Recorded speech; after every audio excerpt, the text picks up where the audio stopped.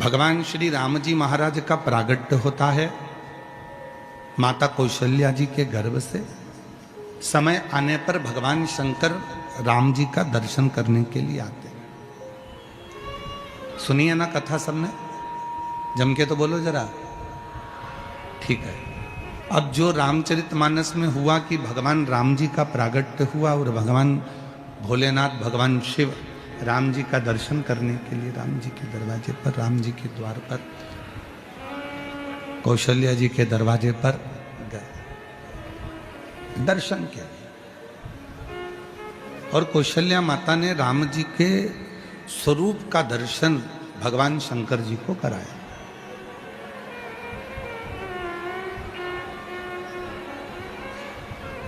पीछे की आवाज खोलिए, पंडालों के पीछे की आवाजें खोल दो, सारे पंडालों की भाई।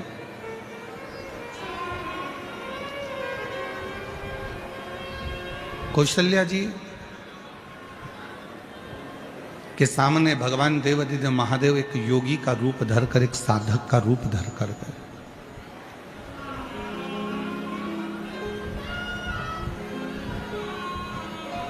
वो कहते हैं ना, रघुनंदन के दर्शन को आए हैं त्रिपुरारी, मस्तक पर गंगा सोहे है, हाथ में डमरूधारी। रघुनंदन के दर्शन को आए हैं त्रिपुरारी, मस्तक पर गंगा सोहे, हाथ में डमरू। अलख जगाए, आवाज लगाए, रघुनाथ का दर्शन करवा दो।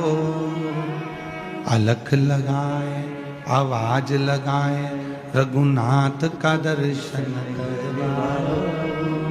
रघुनंदन के दर्शन को आए हैं त्रिपुरारी, रघुनंदन के दर्शन को आए हैं। आवाज लगा रहे हैं, राम जी का दर्शन करा दीजिए। मैंने सुना है इस घर में, दशरथ जी के महल में कोई बालक का जन्म हुआ है और वो बालक बड़ा सुंदर है।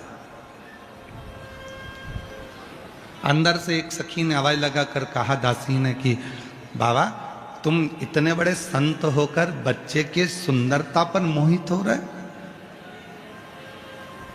तो योगी के रूप में, साधु के रूप में मेरे भोले बाबा कहते हैं वो बच्चा नहीं है, स्वयं त्रिलोकी का नाथ कौशल्या जी की गोद में प्रकटा है। वो बच्चा नहीं है,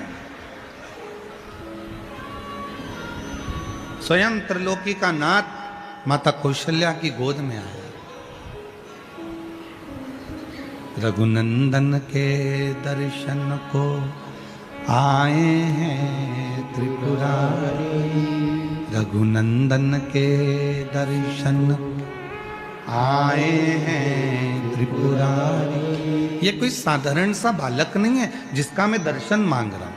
ये कोई साधारण सा बालक नहीं है जिसके लिए मैं आवाज लगा रहा हूं। मुझे इतने में दासी कौशल्या जी के पास में बैठी हुई माता कैकेयी से कहती हैं, सुमित्रा से कहती हैं कि दशरथ जी के द्वार पर माता कौशल्या जी आपके बेटे का दर्शन मांग रहा है एक सन्यासी, एक योगी, एक तपस्वी, एक साधक। कैकेयी ने कहा उसको ले जाओ, रतन का थाल दे दो। दासी एक रतन का थाल भरकर ले गई और बाबा जी को देने लगी। बाबा जी कहे मुझे रतन नहीं चाहिए। थोड़ा ध्यान देना इस कथा पर। कई लोग कह देते हैं शंकर भगवान को इतना दूध चढ़ाना पड़ेगा 108 लीटर। कोई कहता है शंकर जी के मंदिर को सोने से जड़वाना पड़ेगा। कोई कहता है भगवान शंकर को चांदी की जलाधारी लगाना पड़ेगी। कोई कहता है भगवान शंकर को चांदी का कपाट लगाना पड़ेगा। कोई कहता है भगवान शंकर को चांदी का कलश चाहिए। कोई कहता है भगवान शंकर को चांदी की थाली चाहिए। कोई कहता है भगवान शंकर को चांदी का कटोरा चाहिए। श्री शिव महापुराण की कथा कहती है मेरे भोले बाबा को ना सोना चाहिए ना चांदी चाहिए, मेरे भोले बाबा को तो तुम्हारा दिल चाहिए। जो दे सकता है वो शिव के पास। शिव को तुम्हारे धन से या तुम्हारी संपदा से या तुम्हारे वैभव से मतलब नहीं है।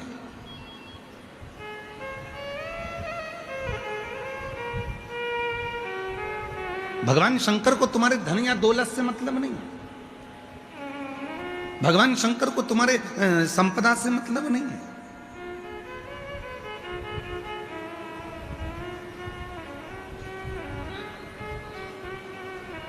शिव को केवल तुम्हारा हृदय चाहिए।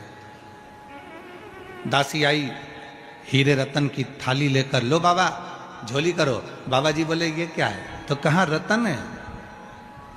शिव जी ने कहा वापस ले जाओ, केवल दर्शन चाहिए, रतन नहीं।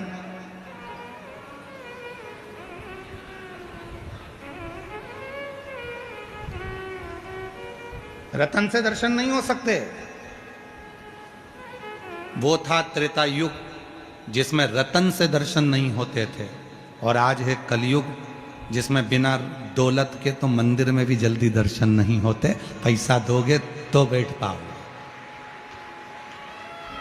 पैसा दोगे तो बैठोगे, धन है तो बैठो, पैसा है तो बैठो, नहीं तो चलो यहां से। मतलब तुम्हारी कीमत नहीं है, याद रख लेना। तुम्हारी बिल्कुल कीमत नहीं है, तुम्हारे पैसे की कीमत है। जेब अगर गर्म है तो होटल का रूम तुम्हारा है, जेब अगर गर्म है तो ट्रेन की सीट तुम्हारी है, जेब अगर गर्म है तो फ्लाइट की सीट तुम्हारी है। और अगर जेब में माल नहीं है तो तुम भले दुनिया में घूमते रहो, कुछ भी तुम्हारा नहीं, कुछ भी तुम्हारा नहीं।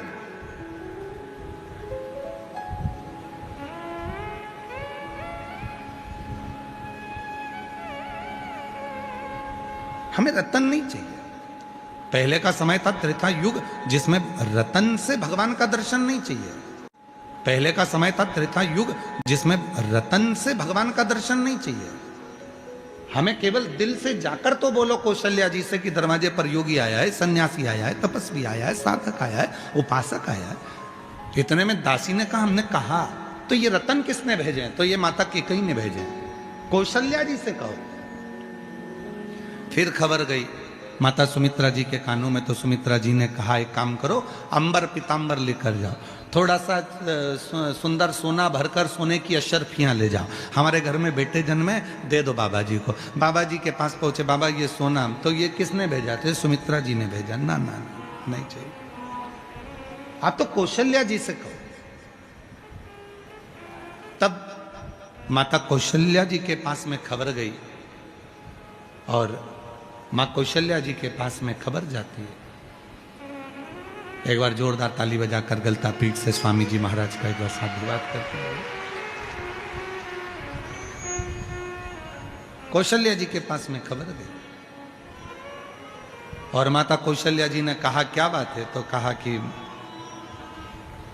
दरवाजे पर एक बाबा आया है, न धन चाहिए न दौलत चाहिए, सब कुछ देकर देख लिया, बस राम का दर्शन चाहिए, राम का दर्शन।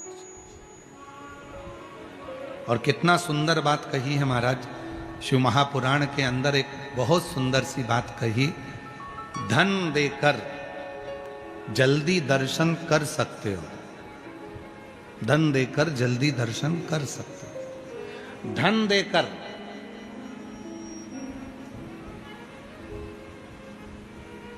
तुम वीआईपी ट्रीटमेंट प्राप्त कर सकते हो, पर धन देकर उस परमात्मा को अपना नहीं बना सकते। धन देकर परमात्मा। हम मुख्य यजमान श्री घनश्याम रावत जी को, श्री राकेश जी रावत जी को, इनको बार बार हम धन्यवाद दे रहे हैं, बार बार। साधुता रावत जी, आपको भले मुख्य यजमान का पद आपने ग्रहण करा है, पर आप भूमि पर बैठकर जो कथा सुन रहे हो, उसके लिए हमारी ओर से आपको साधुता है, बहुत साधुता है। ये शिव महापुराण की कथा में आप कभी बन सके, अगर कैमरे वाले अगर आपको दिखाएंगे तो हम प्रयास करेंगे, जिस समय पर हम श्री शिवाय नमस्तुभ्यम 5 बार बोलते हैं और मौन होते हैं, कई माताएं, कई जीजियां, कई जीजा अपनी अपनी कुर्सियां छोड़ देते हैं और नीचे बैठकर उस स्तुति को गाते हैं। उस स्तुति को बोलने के लिए लोग अपनी कुर्सी सिंहासन छोड़कर जमीन पर बैठ जाते हैं, बाबा को प्रार्थना करने के लिए। और यही होना चाहिए, यही श्रेष्ठ है। धन से मंदिर में जल्दी दर्शन हो सकते हैं, धन से वीआईपी ट्रीटमेंट मिल सकता है, धन से कोई बीमार हो गया तो धन से उसको हॉस्पिटल में अच्छा पलंग भी मिल जाएगा, धन से एम्बुलेंस भी आ जाएगी, धन से वेंटिलेटर भी मिल जाएगा, पर धन से श्वास नहीं मिल पाएगी। उसी तरह धन से परमात्मा नहीं मिल पाएगा। पैसा लगा सकते हो आप दवाई में, पैसा लगा सकते हो आप अच्छे हॉस्पिटल में, पैसा लगा सकते हो आप अच्छी गाड़ी में, पैसा लगा सकते हो एम्बुलेंस में, पैसा लगा सकते हो वेंटिलेटर पर, पैसा लगा सकते हो पलंग पर। कोरोना काल में आप सबने देखा होगा, कोरोना में लोगों के पास धन था पर श्वास के लिए हाथ जोड़ रहे थे कि थोड़ा सा जिया दो डॉक्टर साहब, कोई ऐसी दवाई, कोई ऐसा इंजेक्शन लगा दो, मेरा पति, मेरा भाई, मेरा बेटा, मेरा बाप, मेरी पत्नी, मेरी माँ, मेरी बहन जीवित हो जाए, कुछ कर दो। श्वास के लिए तड़प रहे थे, ऑक्सीजन ही नहीं मिल रही थी, वेंटिलेटर था फिर भी प्राण जा रहे थे, श्वास समाप्त हो रही थी, छूट रही थी। धन था, पलंग मिल गया, धन था, वेंटिलेटर मिल गया, धन था, एम्बुलेंस मिल गई, धन था, अच्छा हॉस्पिटल मिल गया, पर धन से श्वास नहीं खरीदी जा सकती। श्वास तो उस परमात्मा को, जब आप एक लोटा जल चढ़ाते हो, परमात्मा तुम्हारे कदम को, तुम्हारे घर से मंदिर तक जो तुम रोज कदम चलकर जाते हो, वो कदम मेरे शिव के खाते में लिखा जाता है और उतनी श्वास तुम्हारी आखिरी में बढ़ाई जाती है, वो श्वास बढ़ाई जाती है। इसीलिए तो कहते हैं अंत समय प्रभु आना पड़ेगा, वचन दिया तो निभाना पड़ेगा।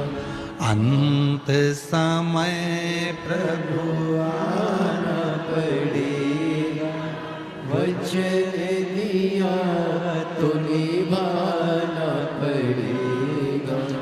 आए ना आए प्रभु कुटुंब कबीरा, अंत समय प्रभु आना पड़ेगा, वचन दिया तो निभाना पड़ेगा।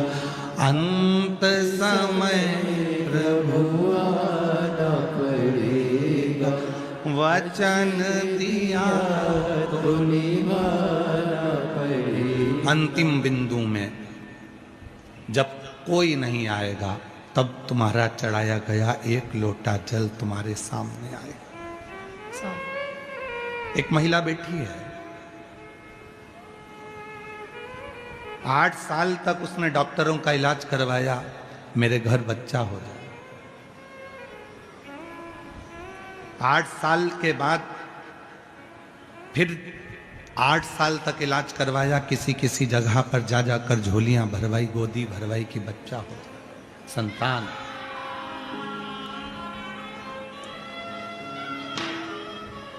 तेईस साल निकल गए पर औलाद नहीं हुई। डॉक्टर ने कह दिया कि अब तो रजो धर्म भी चला गया, अब तुम रजस्वला नहीं हो सकती, अब बच्चे होने की चांस पूरे खत्म हो चुके हैं, शादी के 23 साल हो चुके हैं, अब तुम्हारे संतान का सुख नहीं है। सब तरह से मना कर दिया। एक दिन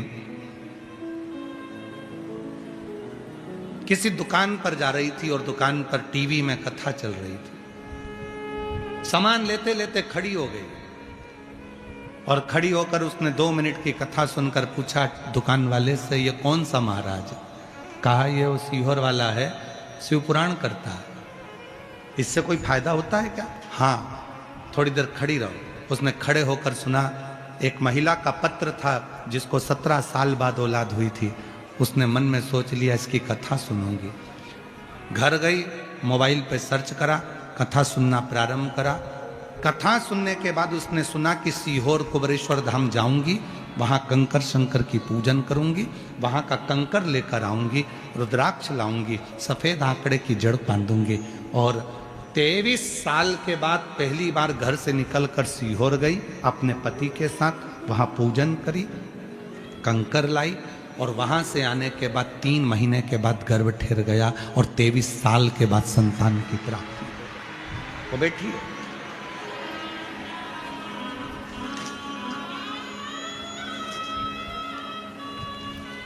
पत्र देखिए। मेरा नाम पूनम पवार, पति का नाम दिनेश कुमार पवार। 1 लोटे जल का क्या व्याख्यान करूं गुरुदेव। शादी को 23 साल हो गए गुरुदेव, शादी को 23 साल हो गए। मैं पूनम पवार, पति दिनेश कुमार पवार, 1 लोटे जल का क्या व्याख्यान करूं गुरुजी। मेरी शादी को 23 साल हो गए। 23 साल तक मुझे संतान नहीं। ऐसा कोई डॉक्टर नहीं छोड़ा, ऐसा कोई मंदिर नहीं छोड़ा जहां पर मैंने इलाज न करवाया हो, IVF भी करवाए पर संतान नहीं हुई।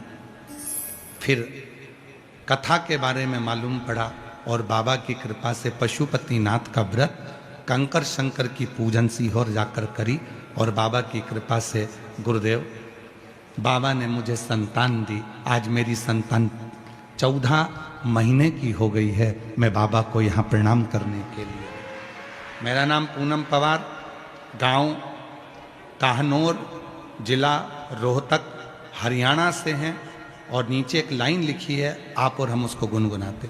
अपनी किस्मत का ताला तुम खोलते चलो, श्री शिवाय नमस्तुभ्यं तुम बोलते चलो, श्री शिवाय नमस्तुभ्यं तुम बोलते चलो। कहीं बैठी हो और बच्चा साथ में आया हो तो ला सकती हैं, आ सकती हैं। 23 साल हो। सुना टीवी पर, कहीं दुकान पर कथा चल रही थी, मन कर गया सुन। देखो शिव कैसा है।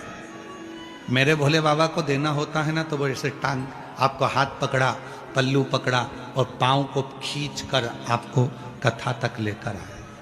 हमने पहले भी कथा में कहा, जयपुर में भले लाखों लाख लोग रहते हों पर शिव महापुराण की कथा में वही पहुंचेगा जिसको भोले बाबा को 3 महीने में देना है। उसी को बुलाएगा ही नहीं। आते आते कैंसिल करा देगा पर यहां तक उसी को बुलाएगा जिसको देना। मां जाओ कहो कौशल्या जी से जाकर सूचना करो कि मुझे दर्शन करना, मुझे धन नहीं चाहिए, मुझे पैसा नहीं चाहिए, मुझे सोने की असरफियां नहीं चाहिए, मुझे रतन नहीं चाहिए, मुझे माणिक मोती नहीं चाहिए। हम पैसे से दर्शन जल्दी कर सकते हैं, हम पैसे से हॉस्पिटल में कमरा खरीद सकते हैं, हम पैसे से सब कुछ कर सकते हैं, पर हम पैसे से ना तो श्वास खरीद सकते हैं और ना उस ईश्वर का आशीर्वाद खरीद सकते हैं। सब कुछ खरीदा जा सकता।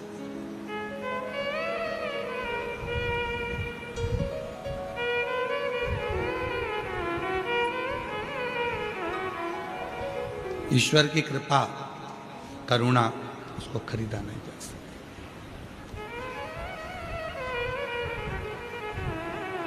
और अंत समय प्रभु, सब बोलिए सारे पंडाल, जितने भी पंडाल लगे, 1 2 3 4 5 और पीछे वाले 6 7 जितने भी पंडाल लगे सब बोलो। अंत समय प्रभु आना पड़ेगा,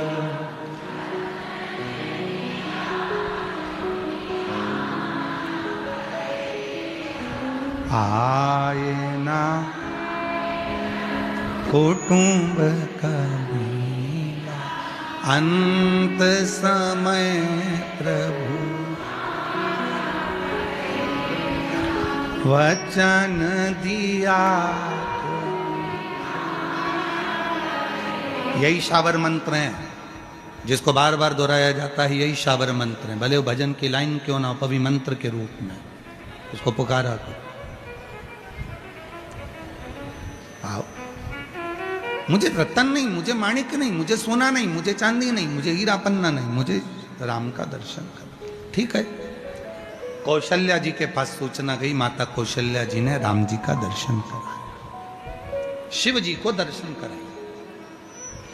कौशल्या जी ने राम जी का दर्शन कराया, राम जी को वापिस कौशल्या मैया ले गई।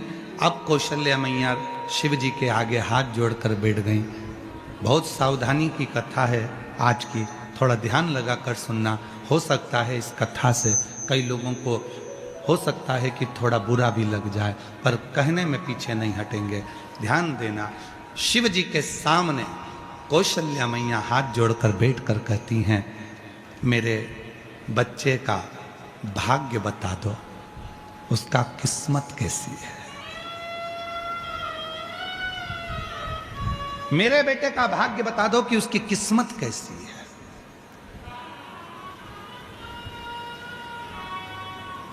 शिव जी मौन हो गए।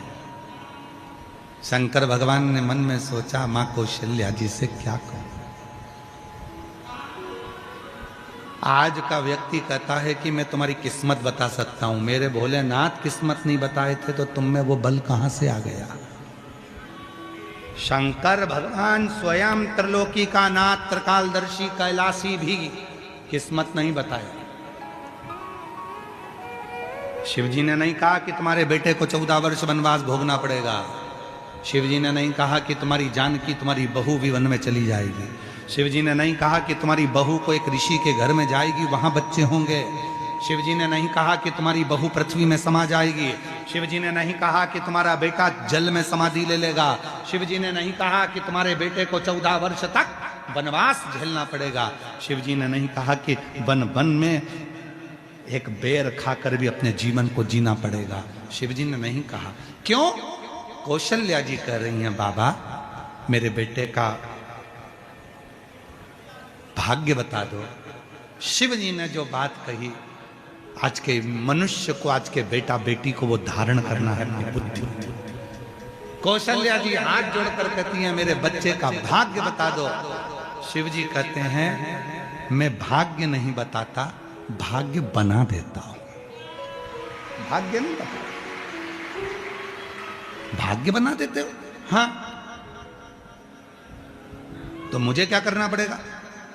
शंकर भगवान ने कहा, सुनो कौशल्या मां, तुम्हारे बेटे से इतना जरूर कहना कि रोज प्रतिदिन एक पार्थिव लिंग का निर्माण करना और पूजन करना। यदि आप लोगों में से कोई राम पथ गमन गया हो, राम जो 14 वर्ष के लिए वनवास गए थे, अयोध्या से लंका तक का जो रास्ता उन्होंने चुना था, जिस मार्ग से वो गए थे, पूरे राम पथ गमन को भारत सरकार ने बना दिया है। भारत सरकार ने जो राम पथ गमन बनाया है, उस राम पथ गमन पर एक बार गाड़ी लेकर जाना, जहां जहां राम रुके थे उस स्थान पर रुकना। वहां राम जी के मंदिर कम मिलेंगे और शिव जी के मंदिर ज्यादा मिलेंगे, क्योंकि राम जी जहां रुकते थे वहां जो एक शिवलिंग की स्थापना करते थे। राम जी जहां रुकते थे वहां शंकर के शिवलिंग की पूजन करते थे। राम जी जहां रुकते थे वहां पार्थिव लिंग का निर्माण करते थे, पूजन करते थे। तो माता कौशल्या जी से कहा, अगर तुम्हारे पुत्र को एक चीज कहना कि राम बस इतना करना कि शिवलिंग की पूजन जारी रखना, तो जीवन में कितना भी दुख आएगा, कितनी भी तकलीफ आएगी, कितना भी कष्ट आएगा, सब धीरे धीरे धीरे समाप्त होगा और तुझे बल मिलता रहेगा, तुझे बल मिलेगा।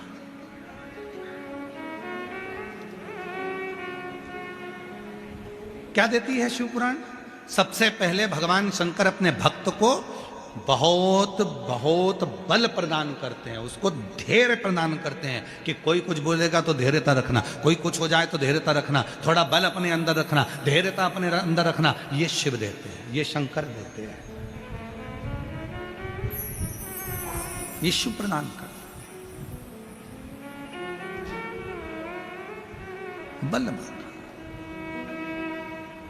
कौशल्या जी से कह दिया, मैं भाग्य नहीं बता सकता, पर बताओ मेरे देव अधिदेव महादेव भगवान स्वयं दशरथ जी के यहाँ जाकर मना कर देते हैं कि मैं भाग्य नहीं बताता। आज का व्यक्ति ऐसा पैदा हो गया संसार में, कलिकाल में इतने सारे लोग पैदा हो गए कि तुम्हारा भाग्य बता देते हैं, तुम्हारा भविष्य बता देते हैं, तुम्हारे जीवन की रेखा बता देते हैं। लोग कह देते हैं लाओ मैं बहुत बड़ा आचार्य हूं, मैं तुम्हारा हाथ देखकर बताऊंगा, लाओ मैं पत्रिका देखकर बताऊंगा तुम्हारे जीवन में कितना दुख है, लाओ मैं बताऊंगा तुम्हारे जीवन में कितना कष्ट है, लाओ मैं ये बताऊंगा तुम्हारे जीवन में कितनी तकलीफें हैं। ना, शिव महापुराण की कथा कहती है भगवान शंकर ने जन्म मरण परण ये तीन ऐसे हैं जो शिव जी ने अपने पास में रखा है। जन्म कब होगा, कहाँ होगा, कैसे होगा, शिव जानते हैं। मरोगे कैसे, कब मरोगे, कैसे मरोगे, कहाँ जाकर मरोगे, ये शिव ने अपने पास रखा। परणा, शादी, तुम्हारे लिए कितने भी लड़के देख लिए जाएं, तुम्हारे लिए कितनी भी लड़की देख ली जाए, पर जो शंकर जी को जिसके साथ तुम्हारा संबंध बांधना है वही मिलेगी और वही मिलेगा। कितना ही प्रयास करो।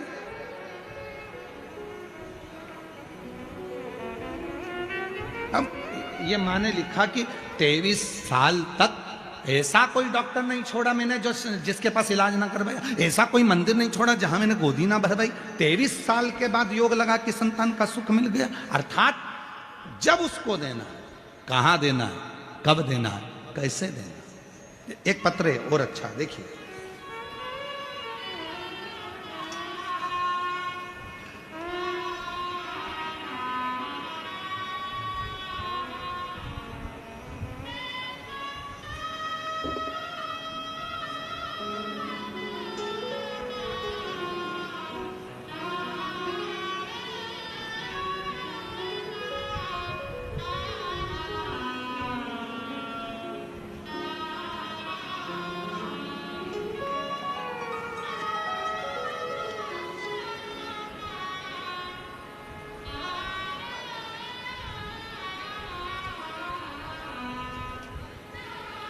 मैं प्रीति खंडेलवाल, पति का नाम आशीष खंडेलवाल, देवी नगर न्यू सांगानेर रोड सोंडाला जयपुर से हूँ। कहीं बैठी हो तो आ सकती हैं। भोले बाबा की महिमा का और उनके एक लोटे जल का क्या वर्णन करूं। मेरे भाई की तैयारी करते करते 7 साल हो गए थे, पर उसकी नौकरी नहीं लग रही थी। फिर गुरुदेव, मैंने मेरे भाई को विद्याधर नगर स्टेडियम में जो कथा हुई थी उसमें उसको लेकर आई, कथा में लेकर गई, और गुरुजी मेरे भाई को इन सब कथाओं पर विश्वास ही नहीं था। वो विश्वास नहीं करता था कि क्या पंडाल में बैठकर जो कथा सुनता है बाबा उसको 3 महीने में दे देता है।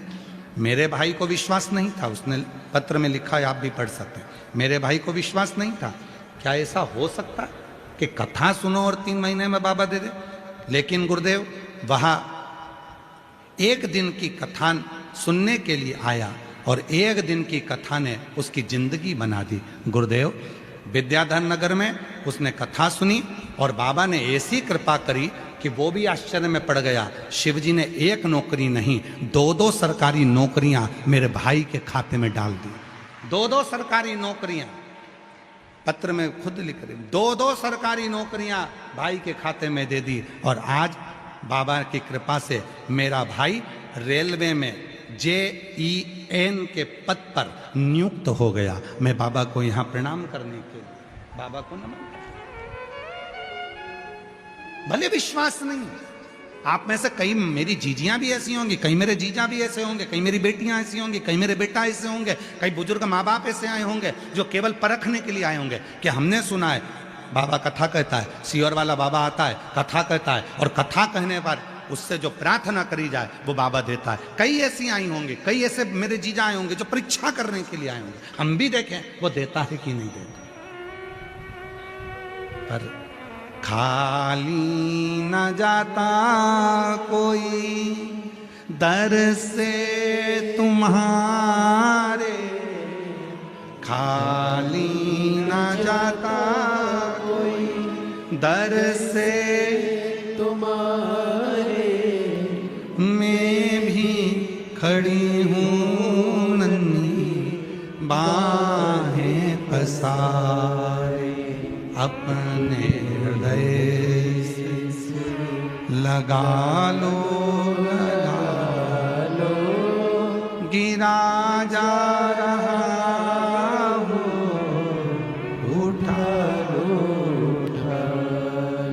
भोले अपने दर से अब तो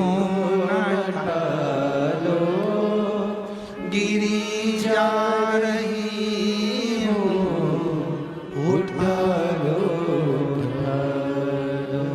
उससे प्रार्थना करो।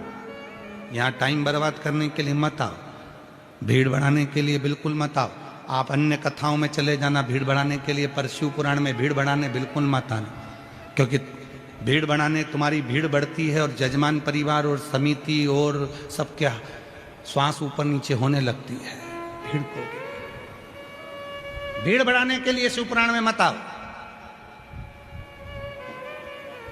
समय बर्बाद करने के लिए शिव पुराण में मत आओ। तुम्हारा मन पड़े बाकी की कथा में जाना, पर शिव पुराण में अगर आए हो तो यहाँ भीड़ बढ़ाने के लिए नहीं, समय खराब करने के लिए नहीं, यहाँ बाबा को अपने मन का भाव करने के लिए, अपने बाप से, अपने पिता से, शिव से बात करने के लिए, दिल से उसको बोलने के लिए, हृदय से प्रार्थना करने के लिए, निवेदन करने के लिए।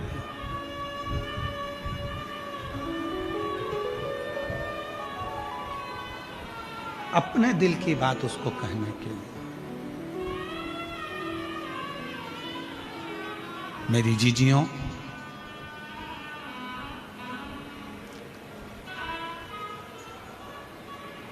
अच्छा विचार कर कर जिस दिन बाबा के पास में आओगी ना, उस दिन बाबा आपको कभी खाली नहीं छोड़ेगा।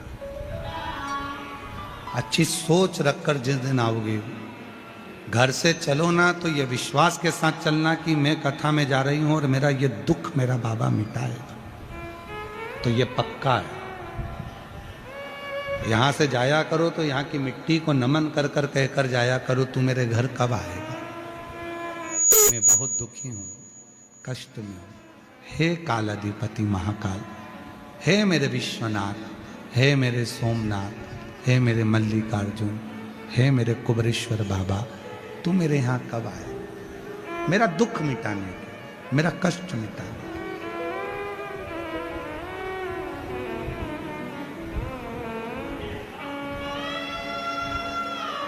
तू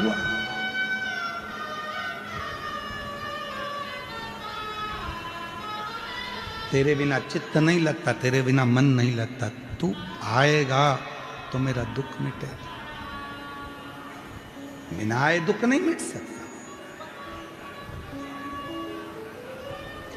शिव जी ने कह दिया, कौशल्या जी, मैं किसी का भाग्य नहीं बताता, पर मैं भाग्य बना देता हूं। ये तो हो गई त्रेता युग की बात। अब आ जाओ द्वापर युग में, जब भगवान कृष्ण का जन्म हुआ और शिव जी दर्शन करने गए। श्री कृष्ण के दर्शन करने चले सदा शिव गोकुल में, गली गली में शोर मचावे, चले सदा शिव गोकुल में। अब आ जाओ द्वापर में, भगवान कृष्ण के दर्शन करने आए। यशोदा जी ने भी लाला का दर्शन कराने से पहले धन दिया, दौलत दिया, संपदा दी, पर नहीं दिया बेटा।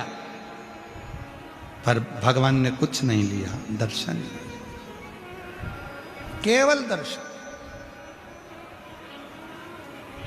कई लोग मिलेंगे आपको जो आपसे कहेंगे शिव जी के मंदिर में जाया करो तो शंकर जी से कुछ मत मांगा करो। कई लोग मिलेंगे जो आपसे कहेंगे शंकर जी पे चढ़े हुए जल का आचमन मत करा करो। कई लोग मिलेंगे जो कहेंगे शंकर जी पे चढ़ा हुआ जल मत पीना। कोई कहेगा बेलपत्र मत खाना, कोई कहेगा ये मत करना, कोई कहेगा वो मत करना। उनको हाथ जोड़कर कह दो कि वो मेरा बाप है, वो मेरा पिता है। शिव महापुराण में लिखा है,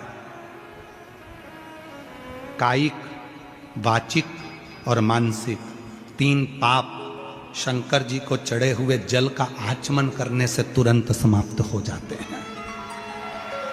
और सियोर वाले महाराज की बात मत मानना, बिल्कुल मत मानना। सीहोर वाले बाबा को सुनने आए हो पर उनकी बात मत मानना। आप तो गीता प्रेस गोरखपुर की शिवपुराण लेकर आओ, उसकी विद्येश्वर संहिता पढ़ो। उस विद्येश्वर संहिता में तुम्हें मिलेगा कि भगवान शंकर पर जल चढ़ाकर उस जल का आचमन करने से, उस जल को पीने से 3 ताप समाप्त हो जाते हैं, कायिक, वाचिक और मानसिक। 3 ताप समाप्त। आप तो उनका स्मरण करो, पाठ करो। गीता प्रेस गोरखपुर की शिवपुराण लेकर आओ, उसको पढ़ो, अध्ययन करो।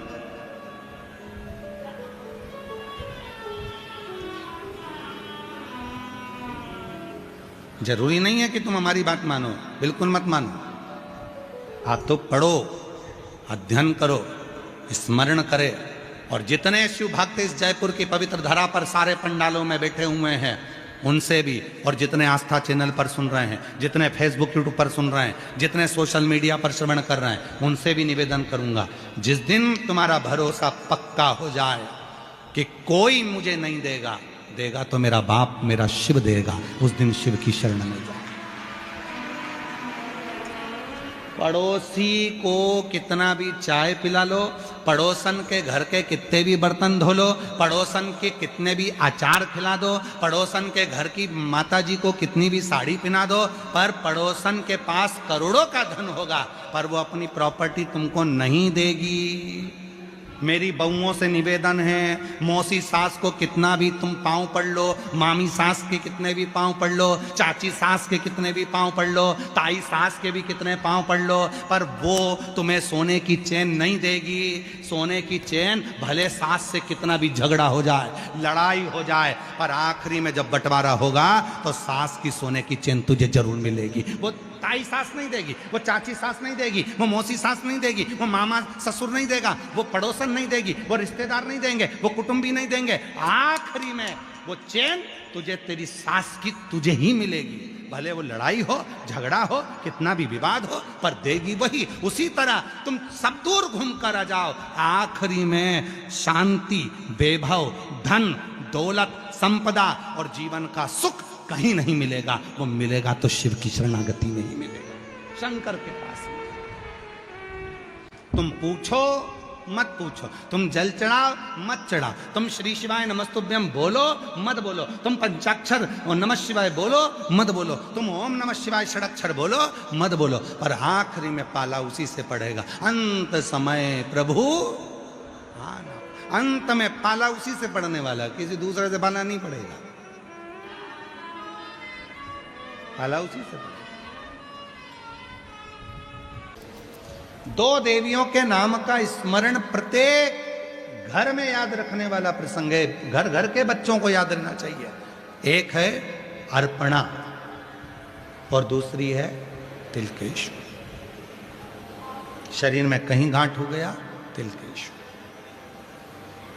गठिया हो गया, थायराइड हो गया, सोराइसिस हो गया, महाराज केवल ये जो स्थान है, फिर ध्यान देना, पूर्ण जल नहीं चढ़ेगा, नहीं तो आप लोग पूर्ण जल की बात करें।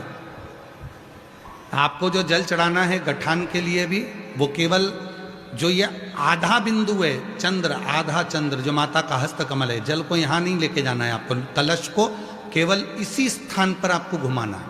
जब लोटा घुमाएंगे तो यहीं जल चढ़ाएंगे, इसी स्थान पर, केवल जलाधारी वाले। दिख तो रहा है ना सबको? जम के तो बोलो। एक शिवलिंग रखा है पीछे, लाओ जरा शिवलिंग लाओ, हाँ लाओ जरा।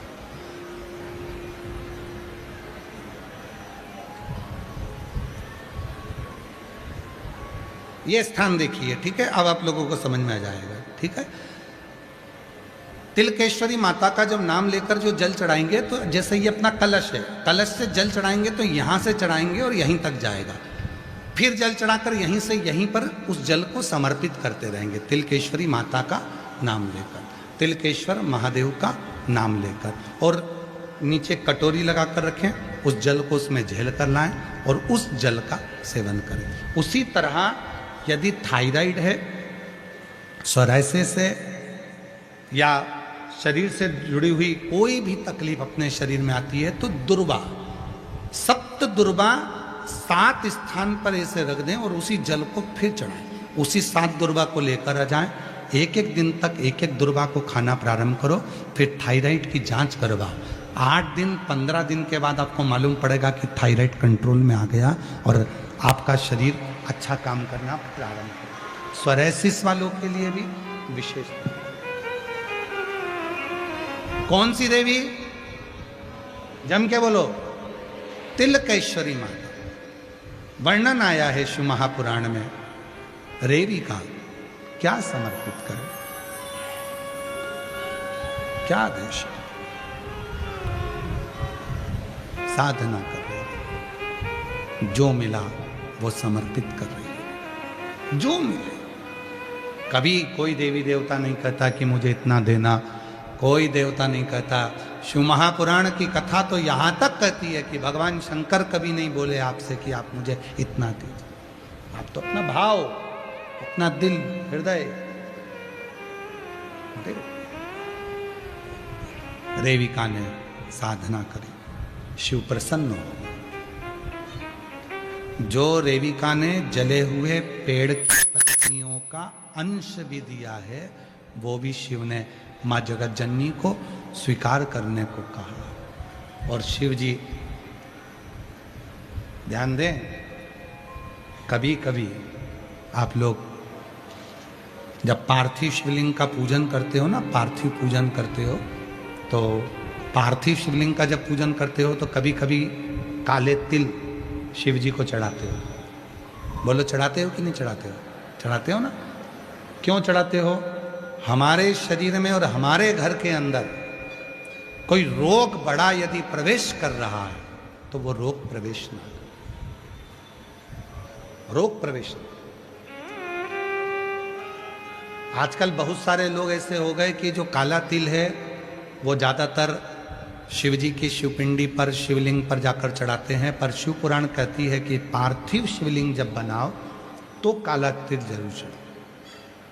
पार्थिव शिवलिंग, मंदिरों में जाकर काला तिल चढ़ाने की जरूरत नहीं है। मंदिर में तो अगर आप एक तिल की दाना, केवल एक काला तिल भी अगर समर्पित कर देते हो तो बहुत है। एक चावल का दाना भी समर्पित कर देते हो तो बहुत है। पर जब पार्थिव पूजन कर रहे हो, पार्थिव शिवलिंग का निर्माण कर रहे हो, किसी रोग के लिए, बीमारी के लिए, कोई दुख के लिए, कोई तकलीफ के लिए, तो उसको, हमारे जैसे शरीर में तिल की महत्वता होती है ना, सबके शरीर में तिल है। स्वयं भगवान देवादिदेव महादेव ने भी माता पार्वती को तिलकेश्वरी कहा है, क्योंकि उनके शरीर पर तिल का स्मरण करा। जो काली, जो पत्तियां जल गई थी, वो जली हुई पत्ती जो चढ़ाई गई देविका ने, जो चढ़ाई, उसके कारण पार्वती को तिलकेश्वरी कहा गया। और कितना महत्व है तिल का। पीठ पर अगर तिल होता है तो गुस्सा आता है, गालों पर यदि तिल होता है तो सुख समृद्धि देता है, हाथ पर अगर तिल देता है तो अन्नपूर्णा देता है, हथेली पर अगर तिल होता है तो हमको वैभव लक्ष्मी देता है, और महाराज पैरों पर अगर तिल होता है तो अटल लक्ष्मी का निवास देता है। कितना तिल का महत्व हमारे यहां कहा है, कितना तिल।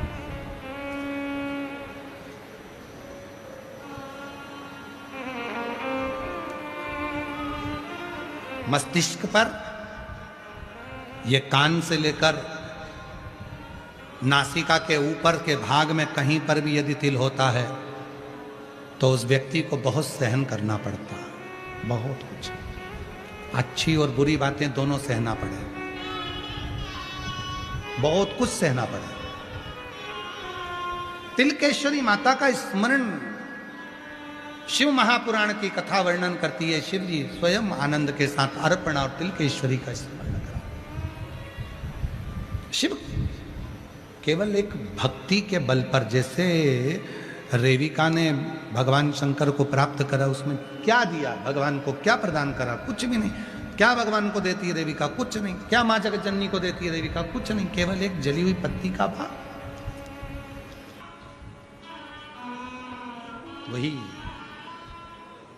और मैंने तेरे ही भरोसे, अंत में उसी बाबा तेरे ही भरोसे हवा विच उड़ती जावांगे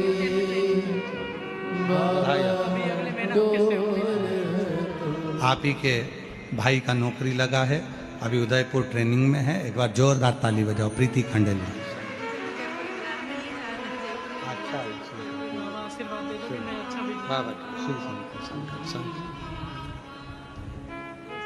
जो जैसी भावना लाया वो वैसा ही फल पाया, नहीं खाली उसे लौटाया वो मन ही मन हर्षाया, और कर दिया माला माल काशी वाले, लुटा दिया भंडार काशी वाले।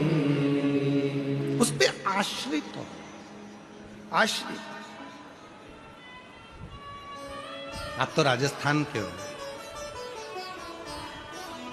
मेवाड़ के राजा बप्पा रावल जी,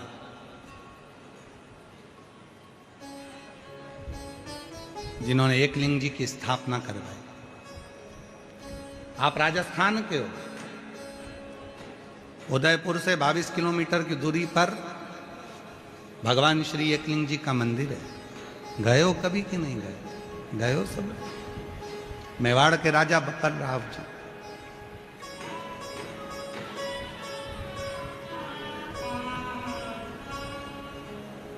ध्यान देना, जब मेवाड़ पर आक्रमण हुआ, वहां के महाराज ने अपने पुत्र बप्पा रावल जी को एक गुरु के पास में वन में भेज दिया। बप्पा रावल जी वन में चले गए, छोटे थे, वहीं पर शस्त्र विद्या, वहीं शास्त्र विद्या, सारी विद्या उन्होंने वहीं ग्रहण कर। एक दिन गुरु जी के मुख से निकल गया, वीरों की भूमि है राजस्थान,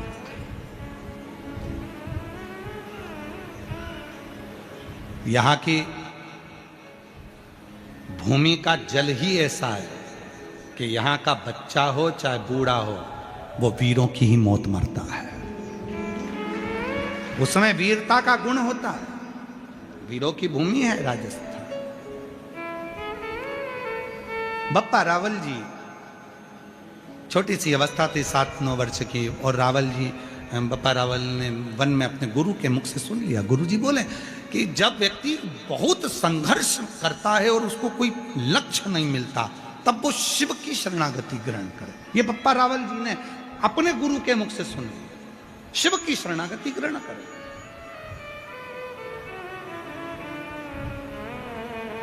और बप्पा रावल जी ने शिव शरणागति का वो भाव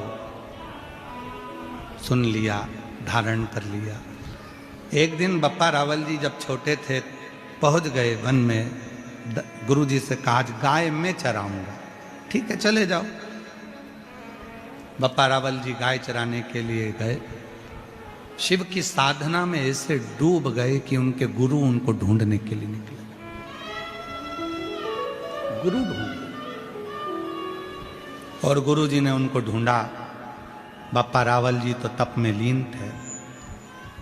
शिव पुराण में हम वर्णन करें बप्पा रावल जी का चरित्र, तो शिव के भक्त के रूप में उनका चरित्र का वर्णन करूं। बप्पा रावल जी जब शिव से साधना करते थे तो शिव उनके सामने आकर बात करते थे। मेवाड़ के वो राजा, एक दिन शिव जी ने कहा बप्पा रावल से, ये पूरा मेवाड़ मैं तुम्हें देता हूं। बप्पा रावल जी ने कहा दुश्मनों ने आक्रमण कर कर अपना बना रखा है, कैसे मिलेगा? बप्पा रावल जी से शिव जी कहते हैं तो तलवार उठा, तलवार तेरे हाथ में होगी, बल शिव का होगा, और याद रखना हारने नहीं दूंगा। पूरी दुनिया का एक राजा बप्पा रावल जी एक ऐसे थे जिन्होंने अपनी लाइफ में, अपनी जिंदगी में कोई युद्ध नहीं हारा था और धर्म के लिए आगे बढ़कर लड़ते थे। केवल एक भारत की भूमि के एक मेवाड़ के राजा बप्पा रावल जी एक ऐसे थे जो किसी युद्ध को नहीं हारे, सब युद्ध जीता।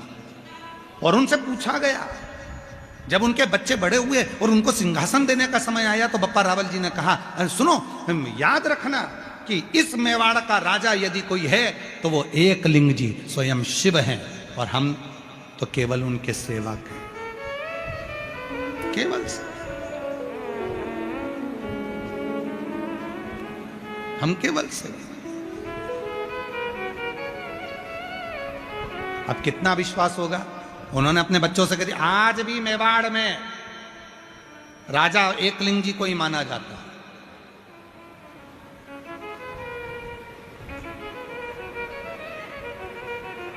कितने भक्त होंगे बप्पा रावल जी जिस समय पर प्राण छोड़ने का समय आया तो शिव की साधना करते करते शिव में ही समा गए।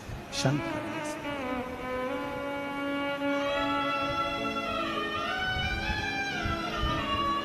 शिव में। फूलों की कलियों में, काशी की गलियों में, फूलों की कलियों में, काशी की गलियों में, तेरे बिना कुछ कहीं ना, तेरे बिना भी क्या जीना। ओ शंभू रे, तेरे बिना भी क्या जीना। ओ बाबा रे, तेरे बिना भी क्या जीना। फूलों की कलियों में, काशी की गलियों में, फूलों की कलियों में, काशी की गलियों में, तेरे बिना कुछ कहीं ना, तेरे बिना भी क्या जीना। ओ बाबा रे, तेरे बिना भी क्या जीना। बप्पा रावल जी शिव को अपना सर्वस्व छोड़ देते हैं। शिव को सर्वस्व दे देना, संपूर्ण जीवन शिव को दे देना। और हुआ क्या, जब हम अपना पूरा सर्वस्व शंकर भगवान को दे देते हैं तो शिव जी उसको स्वीकार कर कर उस घर का संचालन शिव करते हैं। हम आपको बोलते हैं अपने घर के दरवाजे पर श्री शिवाय नमस्तुभ्यम का एक स्टिकर चिपका दो, पेन से लिख दो श्री शिवाय नमस्तुभ्यम अपने घर के दरवाजे पर। यह घर मेरा नहीं है, यह स्वयं देवाधिदेव महादेव का है। उस घर के अंदर यदि कोई तकलीफ भी आने वाली होगी तो दरवाजे पर श्री शिवाय नमस्तुभ्यम देखकर वापस लौट जाएगी, खुशियां उसमें प्रवेश करें। शिव के आश्रित। कौशल्या जी से कहा, कौशल्या जी भगवान शंकर जी से कहती हैं, बाबा तुम्हें जो चाहिए, हीरा मोती रतन माणिक जो चाहिए तुम ले लो। श्री कृष्ण के दर्शन करने चले सदा शिव गो। भगवान कृष्ण के दर्शन करने के लिए आए। शिव जी ने कहा कुछ नहीं चाहिए, केवल लाला का दर्शन। दर्शन करा, दर्शन करने के बाद लाला को जब कौशल्या जी ने अंदर पलने में सुला दिया, कौशल्या जी हाथ जोड़कर खड़ी हो गई बाबा के सामने। बाबा मेरे बच्चे का भाग्य बता दो, भविष्य बता दो, उनका भाग्य बताओ। शंकर भगवान बोले मैं किसी की किस्मत नहीं बताता, बस मेरा काम है किस्मत बताने का नहीं, भाग्य बताने का नहीं, मेरा काम है किस्मत बनाने का, भाग्य बनाने। मैं बताता नहीं हूं। कई लोग हमारे पास भी आते हैं, हमसे भी कहते हैं क्यों बाबा जी तुम इतनी कथा करते हो, तुम इतने उपाय बताते हो, लोगों का इतना फायदा होता है, क्या तुम किसी का हमारे बेटे का भाग्य बता दोगे, हमारे बच्चे की किस्मत? अरे बाबा, हमारे अपनी किस्मत हमें नहीं मालूम तो हम तुम्हारी क्या खाक बताएंगे?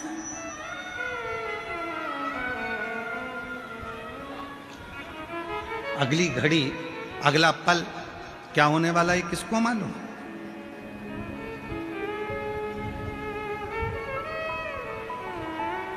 नहीं। हाँ, इतना जरूर है, हम किस्मत नहीं बता सकते, पर इतना जरूर है, शिव महापुराण की कथा जो दिल से सुनता है, शंकर को एक लोटा जल चढ़ाता है, श्री शिवाय नमस्तुभ्यम जो गुनगुनाता है, उसकी किस्मत मेरा भोले बाबा जरूर बना देता है। उसका एक पत्र है, अच्छा है, पत्र देखिए, बड़ा सुंदर है।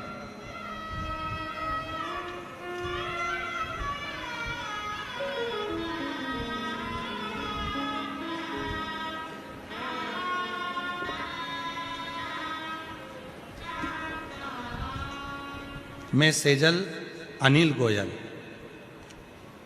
मेरा नाम सेजल अनिल गोयल, बरकत नगर जयपुर की रहने वाली हूँ। महाराज जी, शादी को 9 साल हो चुके थे, पर कोई संतान नहीं थी। मेरी सास ने आपकी कथा टीवी पर सुनी और आँख की जड़ वाला उपाय करने को कहा। मैंने 2 बार उपाय किया, पर फिर भी मेरा गर्भ नहीं ठहरा। मैंने डॉक्टरों को किया, दिखाया, उन्होंने भी बोला कि आपको संतान नहीं हो सकती, मुश्किल है, संतान का सुख ही नहीं। तब मेरी सास ने फिर कहा, तो टीवी पर कथा तो सुनाकर, वो सीहोर वाला बाबा बोलता है बैठा कर कथा सुनने के लिए, और जब कथा सुनकर उठे टीवी के सामने तो वहां की मिट्टी को भी अपने पेट पर लगाया कर। मैंने वही करा, कथा सुनती टीवी के सामने, वहां की मिट्टी को अपने पेट पर लगाती। पशुपतिनाथ का व्रत मैंने 2 बार करा। जब योग नहीं बना तब सीहोर पहुंच गई, कंकर शंकर की पूजन कर कर वहां का एक कंकर लेकर आ गई, रुद्राक्ष लेकर आ गई, शिव जी का चढ़ा हुआ रुद्राक्ष में जल चढ़ाकर उसको पीने लगी। बड़ोदरा गुजरात में आपकी कथा चल रही थी, तब उस कथा में बाबा की कृपा से, देवादिदेव महादेव की कृपा से, पूर्व में जो आपकी कथा हुई उस कथा का रसतत्व में मैंने श्रवण किया, और गुरुदेव बाबा ने ऐसी कृपा कर दी कि मुझे अंदाजा नहीं था कि कथा की मिट्टी भी कमाल कर जाती है। और बाबा ने मेरे गर्भ से 1 नहीं 2 बच्चों ने जन्म लिया बाबा की कृपा से। और दोनों बेटे, एक का नाम हमने शिवाय रखा और दूसरे का नाम हमने कान्हा रखा। ये शिव की कृपा से। शिव की एक लाइन अच्छी लिखी है, आओ अपन गुनगुनाते हैं। सच कहते हैं हर कंकर में शंकर है, एक बार विश्वास करके देखो। फिर लाइन है, ओ मेरी झोली छोटी पड़ गई रे, तूने इतना दिया मेरे बाबा, मेरी झोली छोटी पड़ गई रे, तूने इतना दिया मेरे बाबा। इतना दे दिया कि मेरी झोली छोटी पड़ गई। 2 संतान, 2 पुत्र मेरी गोदी में 9 साल के बाद, 9 वर्ष के। डिगे ना विश्वास, भरोसा डिगना नहीं चाहिए। और जब भरोसा डिगता नहीं है तब शिव जरूर मिलता है। शिव मिलता है।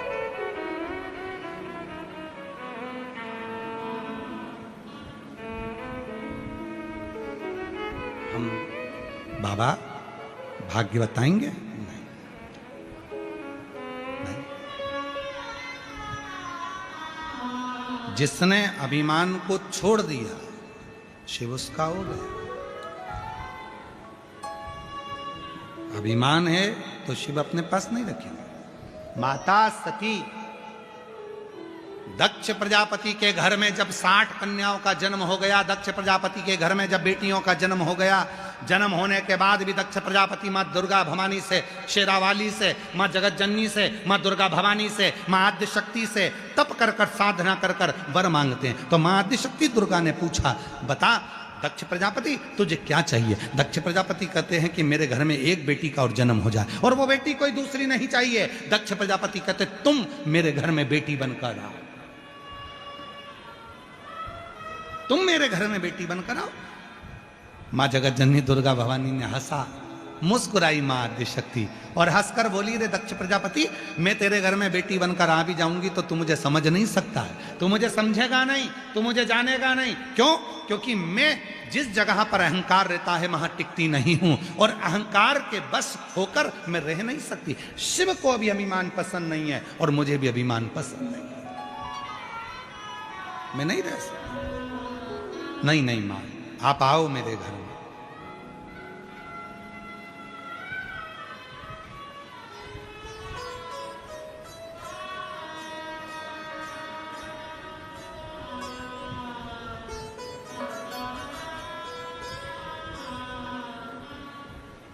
आई मां जगत जननी दक्ष प्रजापति के घर में जन्म लिया। स्वयं मां आद्य शक्ति दुर्गा भवानी ने माता रति के गर्भ से सती बनकर जन्म लिया।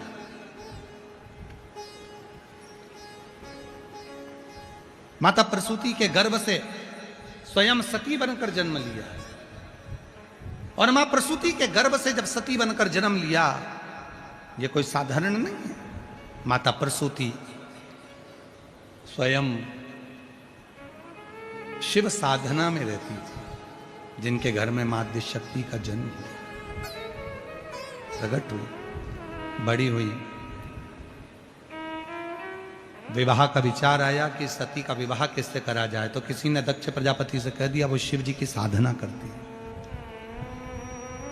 वो भगवान शंकर की साधना करती है। महाराज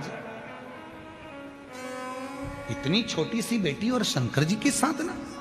अभी कथा प्रारंभ करी थी जब आपको कहा था कि शिव की साधना में ना समय देखा जाता है, शंकर की पूजन में ना समय देखा जाता है, ना उम्र देखी जाती है। कई लोग कहते हैं शंकर जी के मंदिर सुबह जाना चाहिए, कोई कहता है शिव जी के मंदिर शाम को जाना चाहिए। शिव महापुराण की कथा कहती है भगवान विष्णु के यहाँ बैकुंठ में दरवाजा है, ब्रह्मलोक में दरवाजा है, इंद्रलोक में दरवाजा है, गरुण लोक में दरवाजा है, वरुण लोक में दरवाजा है, स्वर्ग लोक में दरवाजा है, चारों धाम में दरवाजे हैं। पर शंकर भगवान जिस भूमि पर निवास करते हैं कैलाश पर कोई दरवाजा नहीं है। भगवान शंकर के यहां कपाट का, दरवाजे का कोई काम नहीं। शिव जी के यहां दरवाजे का काम नहीं है, शंकर भगवान के दरवाजा नहीं है। क्यों? किसी ने पूछा दो जगह पर दरवाजा नहीं होता, एक मेरी मां जगत जननी दुर्गा के यहां, एक मेरी मां आद्य शक्ति के यहां, और एक शिव के यहां। तो किसी ने पूछा कि तुम्हारे यहां दरवाजा नहीं है, शंकर जी के यहां दरवाजा नहीं है, मां अंबा के यहां दरवाजा नहीं है, जगत जननी दुर्गा के यहां दरवाजा नहीं। संपूर्ण संसार में, संपूर्ण जगत में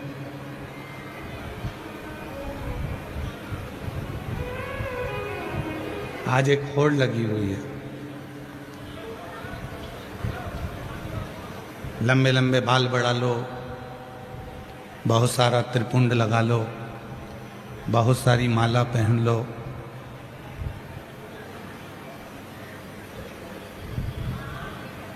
आज के समय में एक होड़ लगी है। नकली नकली बाल भी मिलने लगे बड़ी बड़ी जटा बनाने के लिए। पर यदि भगवान शंकर की पवित्र कथा का स्मरण आप करेंगे और पूरी शिव पुराण को उठाकर आप देखेंगे, पूरी स्कंद पुराण को आप उठाकर देखेंगे, लिंग पुराण को, नर्मदा पुराण को, शिव पुराण को, इनको उठाकर यदि आप देखेंगे तो आपको मिलेगा कि बाहर का जो स्वरूप है, हमारे बाहर का जो स्वरूप है वो भले बदले ना बदले, पर शिव पुराण में लिखा है कि अपने भीतर को बदलने का प्रयास करो। तुम्हारे बाहर के स्वरूप से बाहर की आवाज़ अंदर आ रही है, पर अंदर की आवाज़ अंदर नहीं आ रही है। और आवाज क्लियर करो, डीले कम खोल के। तुम्हारे बाहर के स्वरूप से हो सकता है कि दुनिया रीझ जाए, पर परमात्मा को रिझाने के लिए बाहर का स्वरूप काम नहीं आता। भगवान को रिझाने के लिए बाहर के स्वरूप की जरूरत नहीं पड़ती। भगवान को रिझाने के लिए केवल भीतर का कोई स्वरूप, जिसमें केवल एक परमात्मा से लगाव हो, विश्वास हो, श्रद्धा हो, भक्ति हो और दृढ़ता हो।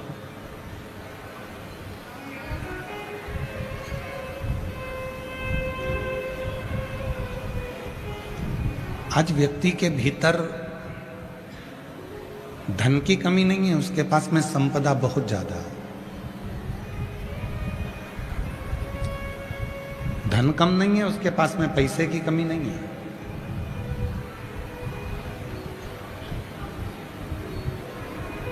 उसके पास में यदि कमी है, आवाज बढ़ा उधर की पीछे के, सबसे पहला डूम और डूम के पीछे का स्थान।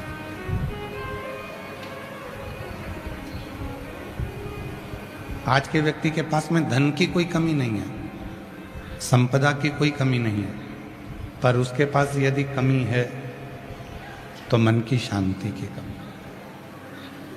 हृदय की शांति की कमी। और वो शांति उसको, आवाज खोलिए उधर की, एक लड़के को भेजो उधर पीछे की ओर, जरा मालूम करवाओ।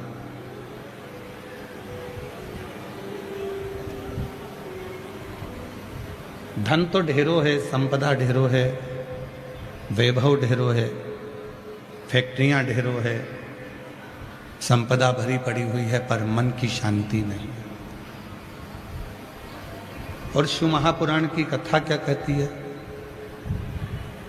शिव पुराण की कथा कहती है कि कितना भी कमाना, कितना भी वैभव कमाना, कितना भी धन कमाना, पर थोड़ी देर अपनी अर्धांगिनी के साथ बैठकर, अपने बच्चों के साथ बैठकर, अपने माता पिता के साथ बैठकर, अपने परिवार के साथ बैठकर 2 क्षण भगवान शिव की अविरल भक्ति को धारण करना।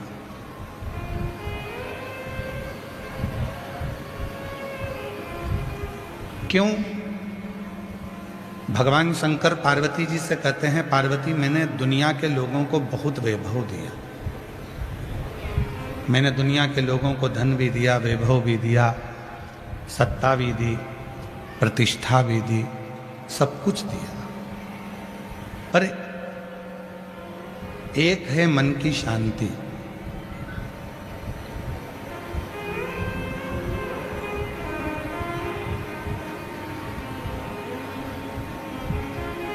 एक है मन की शांति। शिव जी कहते हैं वो मन की शांति को मैंने अपने पास में रखा, और जो मेरे पास में आता है, जो कुछ देर मेरे पास आकर बैठता है, शिव कहते हैं उसको मैं हृदय की शांति प्रदान कर देता हूं। हृदय की शांति, आत्म शांति उसको देता। और मिलता है सच्चा सुख केवल भगवान तुम्हारे चरणों में, भगवान तुम्हारे चरणों में मिलता है सच्चा सुख केवल भगवान तुम्हारे चरणों में, भोलेनाथ तुम्हारे चरणों में। ये जो मन की शांति है, जो हृदय की शांति है, जो चित्त की शांति है, शिव के चरणों में प्राप्त होती है, राम के चरणों में प्राप्त होती है, कृष्ण के चरणों में प्राप्त होती है, भगवान के चरणों में प्राप्त होती है। ये जो मन की शांति है, वे भगवान के चरणों में मिल जाती है। शांति को पाने के लिए आपको बहुत दूर जाना नहीं है।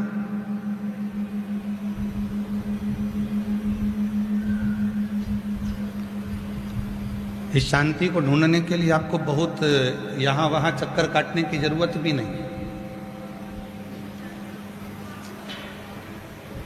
कहाँ जा रहे हैं? तो कहा कि हम अमरनाथ जा रहे हैं, हम केदारनाथ जा रहे हैं, हम वृंदावन जा रहे हैं, हम अयोध्या जा रहे हैं, हम काशी जा रहे हैं, हम मायापुरी, हम जगन्नाथपुरी, हम रामेश्वरम, हम द्वारका जा रहे हैं। चले जाओ, मना नहीं है, पर कभी तुम अपने मन के अंदर ही नहीं गए, कभी तुम अपने चित्त के भीतर ही नहीं गए, कभी तुम अपने घर के मंदिर में सुकून से बैठे ही नहीं, कभी तुम अपने घर के पास के मंदिर में नहीं गए, शांति से बैठकर बाबा का स्मरण नहीं किया, तो ईमानदारी से बोलो, चाहे दुनिया के सारे 12 ज्योतिर्लिंग कर लेना, चाहे सारे तीर्थ कर लेना, तो भी वो शांति तुम्हारे भीतर नहीं मिल सकती, क्योंकि तुमने अपने अंदर शांति को ढूंढा नहीं। तुमने अपने भीतर शांति को ढूंढा नहीं है, तुम अपने अंदर शांति को ढूंढ नहीं पाए। जिस दिन तुमने अपने भीतर उस शांति को ढूंढने का प्रयास किया, अपने भीतर उस परमात्मा को ढूंढने का प्रयास किया, फिर तुम्हें कहीं जाने की जरूरत नहीं पड़ेगी। यदि आप लोगों ने कथा सुनी होगी पुणे से, तो पूना में हमने कथा बातची थी, तो उसमें वर्णन किया था कि किसी ने एक प्रश्न किया था कि मंदिर कितना बड़ा होना चाहिए। अगर आप लोगों ने पूना की कथा सुनी होगी तो उसमें सुना होगा कि घर में मंदिर कितना बड़ा बनाना चाहिए।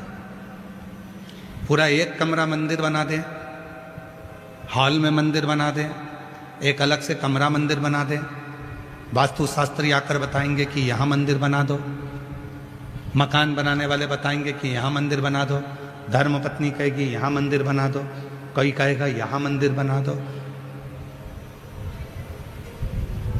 पुणे की कथा में कहा था, किसी ने प्रश्न किया था कि मंदिर कितना बड़ा बनाना चाहिए घर के अंदर, तो शिव महापुराण में कहीं पर भी ये प्रसंग नहीं लिखा कि मंदिर कितना बड़ा होना चाहिए।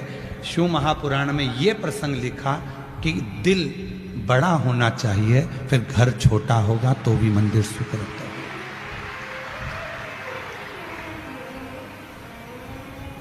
और तेरी पूजन को भगवान बना मन मंदिर हरीशा, तेरी पूजन को भगवान बना मन मंदिर हरीशा। मन जितना बड़ा बनाओगे, दिल जितना बड़ा होगा, मन जितना बड़ा होगा, चित्त जितना बड़ा होगा, हृदय जितना बड़ा होगा, परमात्मा तुरंत आकर बैठ जाए। अब घर तो बड़ा बना लिया, बंगला भी बड़ा बना लिया, मकान बड़ा बना लिया, मंदिर बड़ा बना लिया, सब कुछ बड़ा बनाया। बेडरूम बड़ा है, किचन बड़ा है, ड्राइंग रूम बड़ा है, हॉल बड़ा है, सोफा सेट बड़ा है, सब कुछ, एसी बड़ा है, पलंग बड़ा है, वॉशरूम बड़ा है, मंदिर भी बड़ा बना लिया, और मालूम पड़े दिल वही छोटा की छोटा रह गया, तो मंदिर बड़ा बनाने से फिर कोई फायदा नहीं हुआ, कोई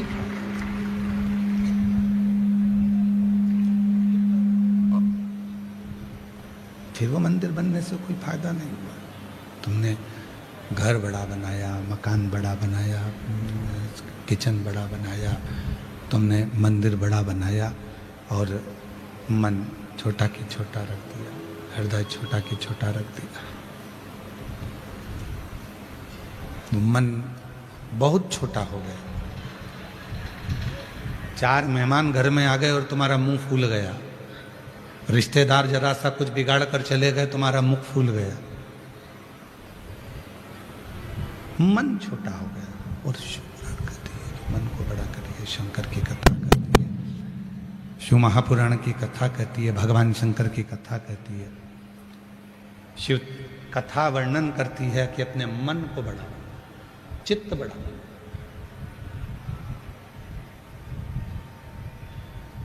और तेरी पूजन को भगवान बना मन मंदिर आलीशान। तेरी पूजन को भगवान बना मन मंदिर आलीशान। इस मन को जितना बड़ा बनाओगे उतना प्रभु का निवास तुम्हारे भीतर होगा।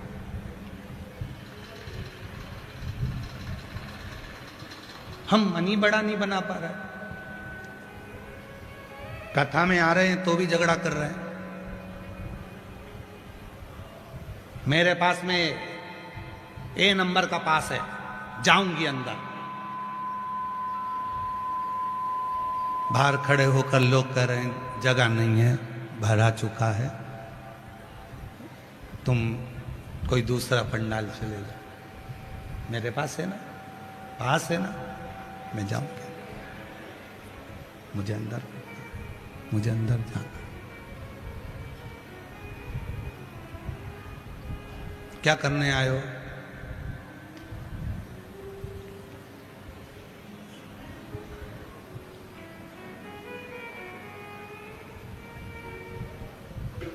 कथा सुनने के लिए। आगे बैठोगे तो भी वही मिलना है और पीछे बैठोगे तो भी वही मिलना है। उसमें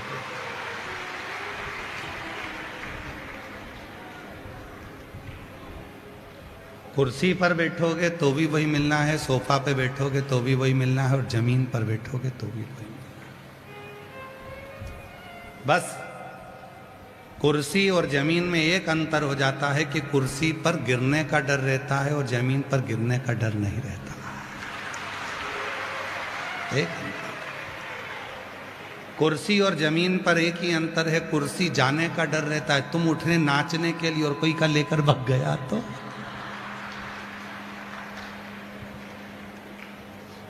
कुर्सी जाने का डर रहता है और जमीन जाने का डर नहीं रहता है। ये जितने जितने व्यापारी है ना, ये जितने व्यापारी हैं, ये व्यापारी बड़े समझदार होते हैं। मालूम है, ये कभी भी सोना, हीरा, चांदी, माणिक, मोती ये नहीं खरीदते, ये खरीदते हैं जमीन। क्यों? क्योंकि इनको मालूम है सोना कोई चुरा कर ले जा सकता है, जमीन कौन चुरा कर ले जाएगा। जहाँ की जाइए एक बाउंड्री खींच दो, दरवाजा लगा दो, लिख दो राम सिंह की जमीन, कौन लेकर जाए। कुर्सी जाने का डर लेता है। जिसके पास कुर्सी रहती है ना, उसको जाने का बहुत भय रहता है। चली गई तो नाचे उठे, नाचने के लिए लेकर कोई भग गया तो कुर्सी का डर, जमीन का डर।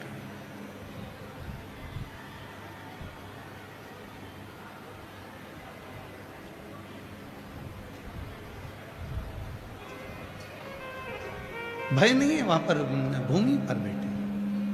तो शिव तत्व कह रहा है, भगवान शंकर की कथा कह रही है कि जहां जरूरी नहीं कि तुम्हारे पास में पास है तो मैं वहीं जाकर बैठूंगा या मैं वहीं जाकर बैठूंगी। नहीं, जहां जगह मिल जाए, जहां बाबा की कृपा हो जाए वहां जाकर बैठ जाओ, वहां बैठो कथा। और तेरी पूजन को भगवान। आवाज क्लियर नहीं हो रही है, आवाज खोलिए, प्रेशर खोलो आवाज का। थोड़ा जो आवाज फैल के जा रही है उसको समेटो और प्रेशर खोलिए शब्द का। पूरे पंडालों का प्रेशर खोल दीजिए और अंदर का भी साथ में उसमें प्रेशर खोलिए। तेरी पूजन को भगवान बना मन मंदिर आलीशान। तेरी पूजन को भगवान बना मन मंदिर आलीशान। शिव कथा कर रही है, भगवान शंकर का चरित्र कर रहा है, शिव तत्व कर रहा है। भगवान शंकर का चरित्र कर रहा है, शिव तत्व कह रहा है, शंकर जी की कथा कह रही है। शिव की कथा जहां मर्जी पड़ जा, जहां मन पड़ जा, वहां बैठकर सुन, वहां शिव।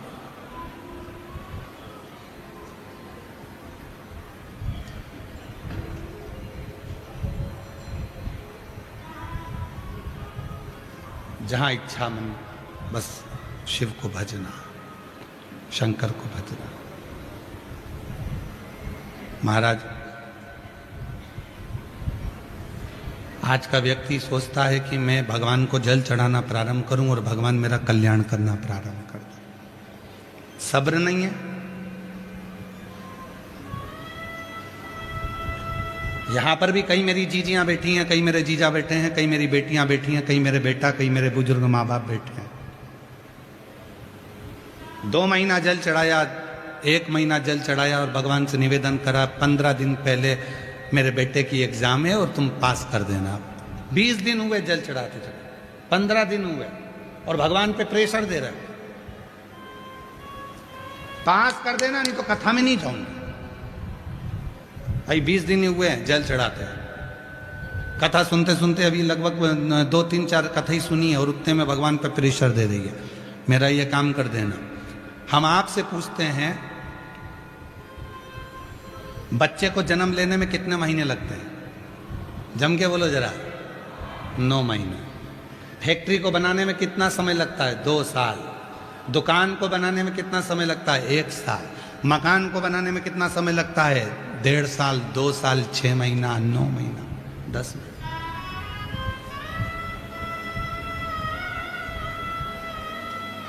जमीन में बीज वो फसल आने में कितना समय लगता है? 4 महीना। एक पेड़ को फल देने में समय लगता है 2 साल, 3 साल, 4 साल, इतना। अब जरा विचार करिएगा, सोचिएगा। बच्चे को जन्म लेने में 9 महीना लग रहा है, तब परमात्मा ने वो बच्चा उसकी गोद में दिया है। तू भी कम से कम 9 महीना दिल से बाबा को 1 लोटा जल तो चढ़ा, फिर तेरे भी हाथ में फल तो प्राप्त होगा।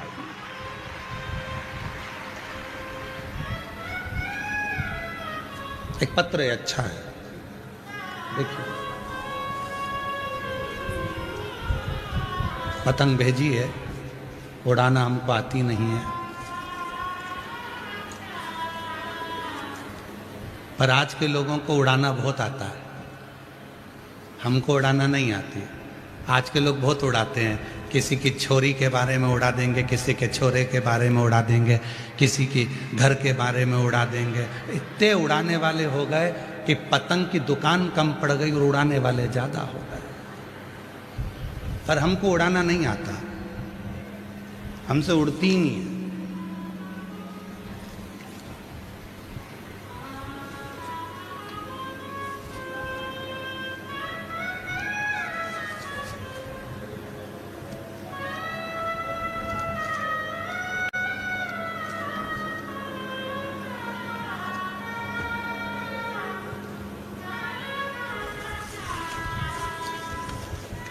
एक पत्र और था,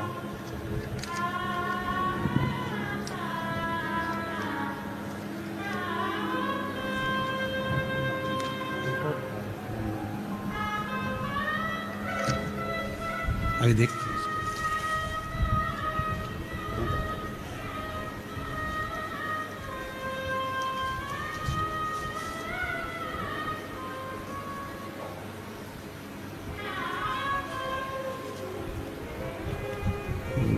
नाम लिखा है क्या इसमें? मेरा नाम भावना चौहान है।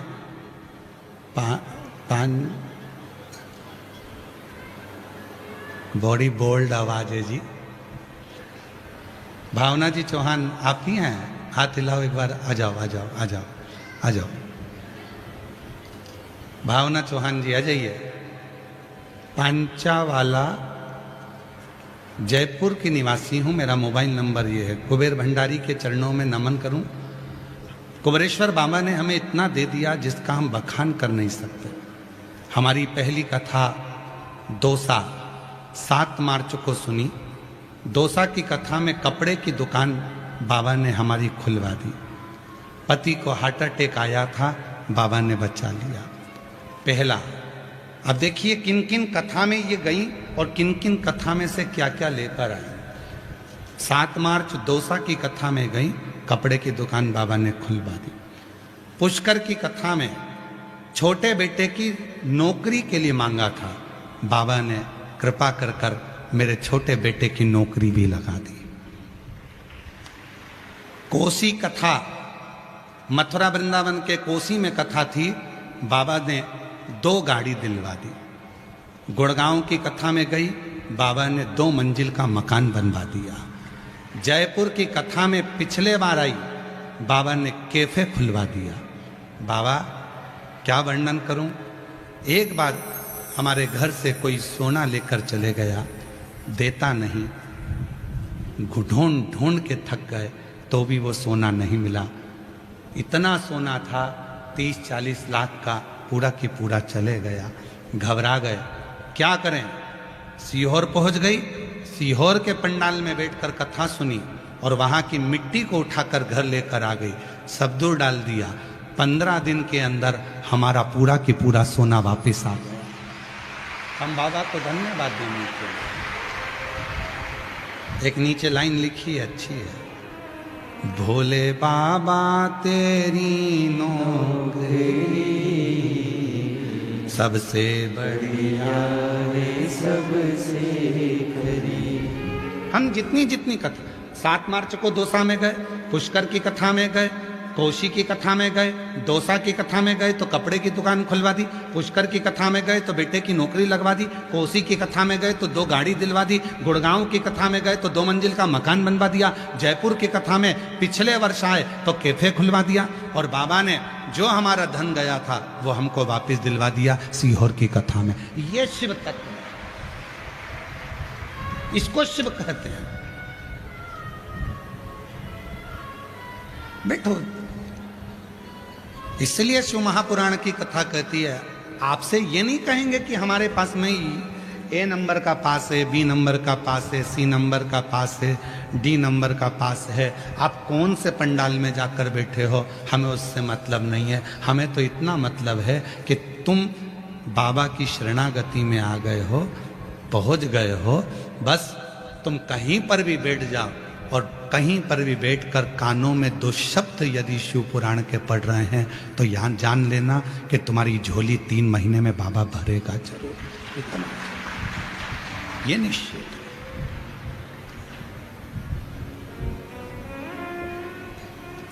यहां ये नहीं देखा गया कि तुम कहां बैठे हो, यहां ये नहीं देखा गया कि तुम कहां गए हो।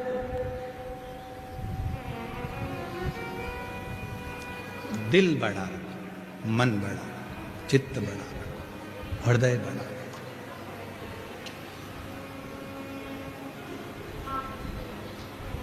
जो जैसी भावना लाया वो वैसा ही फल पाया, नहीं खाली उसे लौटाया वो मन ही मन हर्षाया, कर दिया माला माल का शिवाले ने, लुटा दिया घंटा का शिवाले ने।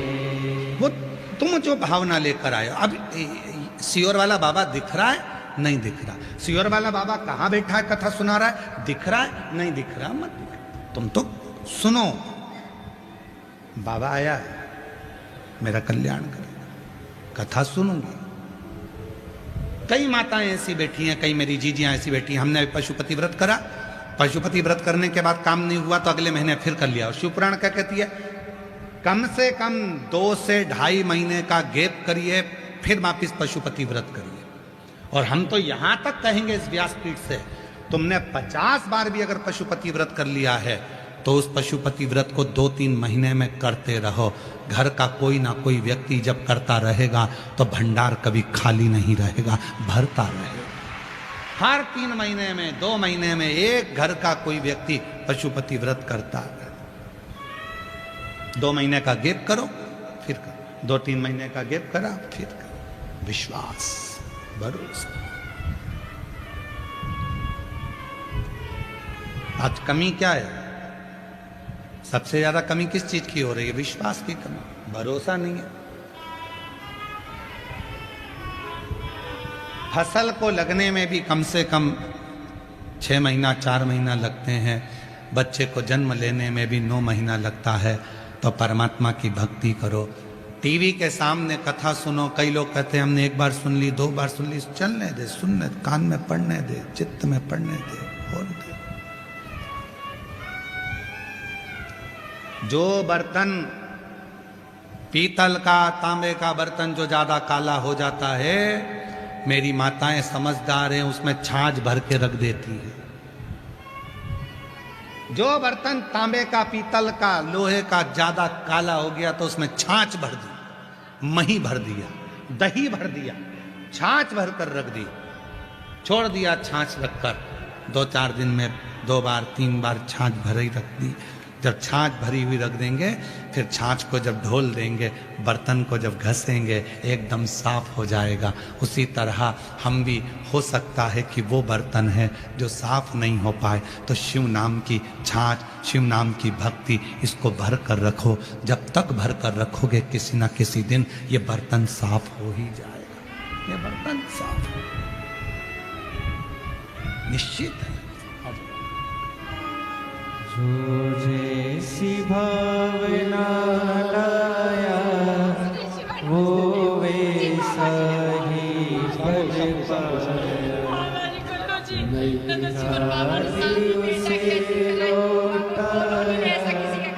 वो मन ही मन हर्षा।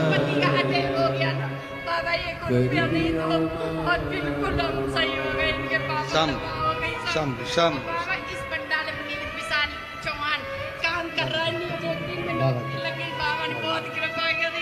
शिव तत्व है, शिव तत्व। रोते नहीं, अब खुश हो जाओ, खुश हो, खुश हो, अच्छे जाओ। शिव कृपा है। ये घर वाले और एक बच्चे को, ठीक है? हाँ, मैं बोल। बधाई। हम एक बात और बोलना भूल गए, बेटे की नौकरी भी लग गई, बहू के बेटे की शादी भी पक्की हो गई है, बाबा की कृपा हो गई। शंभू शंभू शंभू शंभू शंभू हर हर। जो जैसी भावना लाया वो वैसा ही फल पाया। विश्वास मूल है, भरोसा। एक पत्र है,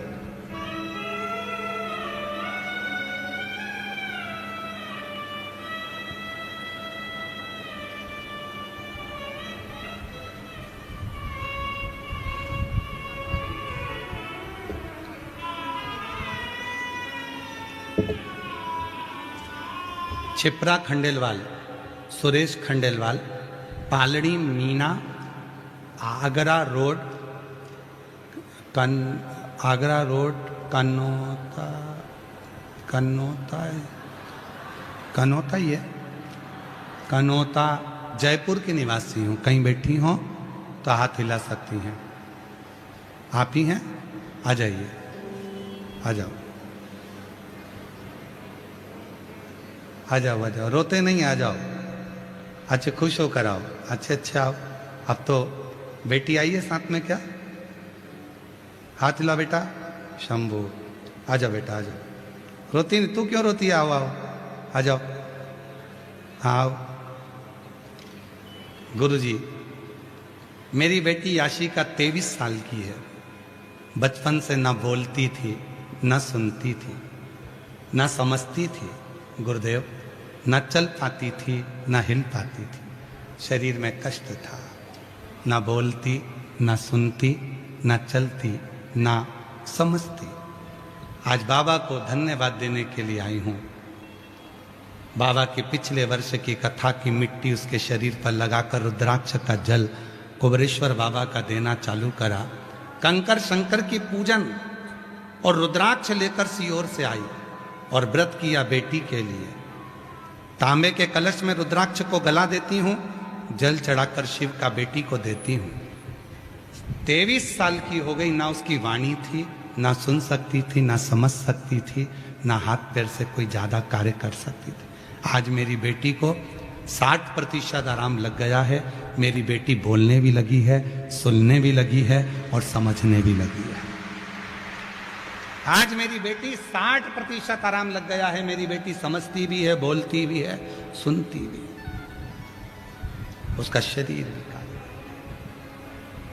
एक विश्वास, कहां बैठे हो उससे मतलब बिल्कुल मत रखो। मेरी जीजियां, तुम ये कभी मत सोचना कि हम 5 नंबर पंडाल में है कि 6 नंबर पंडाल में है कि 7 नंबर पंडाल में है कि बाहर हैं कि रोड के किनारे बैठे हैं कि कहां बैठे। बिल्कुल मत सोचो।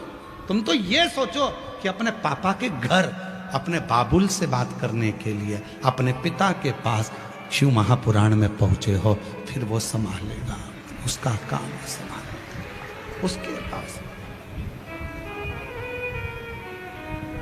हम उसके समर्पित होकर, मकान मत देखो कितना बड़ा है, मंदिर मत देखो कितना बड़ा है, दिल देखो, हृदय देखो, मन देखो।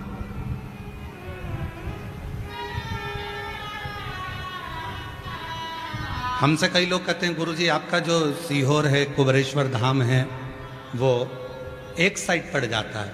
वृंदावन में होता तो हम तो हमेशा जाते रहते हैं, अयोध्या में होता तो हम जाते रहते हैं, श्याम जी में होता तो हम जाते रहते हैं, बालाजी में होता तो हम जाते रहते हैं, द्वारका में होता तो हम जाते रहते हैं, पर सीहोर तो एक साइड पड़ जाता है। हमने उनसे हमेशा कहा कि भाई वो सीहोर में है, उसको मालूम है कि वो अपने प्यार को 10 जगह बांटना नहीं चाहता। जो भी आए वो केवल मेरे लिए आए, इसलिए वो आता है और झोली भर कर जाता है। हम तो सीहोर आने वालों से भी कहते हैं, जो कुबरेश्वर धाम आते हैं उनसे भी निवेदन करते हैं, जब तुम आओ तो बाबा के पूर्ण समर्पित होकर, पूर्ण आश्रित होकर आओ। उसके 5 कंकर बीनो, पूजन करो। 5 कंकर की पूजन कर कर 1 कंकर अपने साथ लेकर जाओ और हाथ में मांग कर रुद्राक्ष लेकर जाओ। उससे विनय कर कर जाओ कि तेरे भरोसे है, तेरे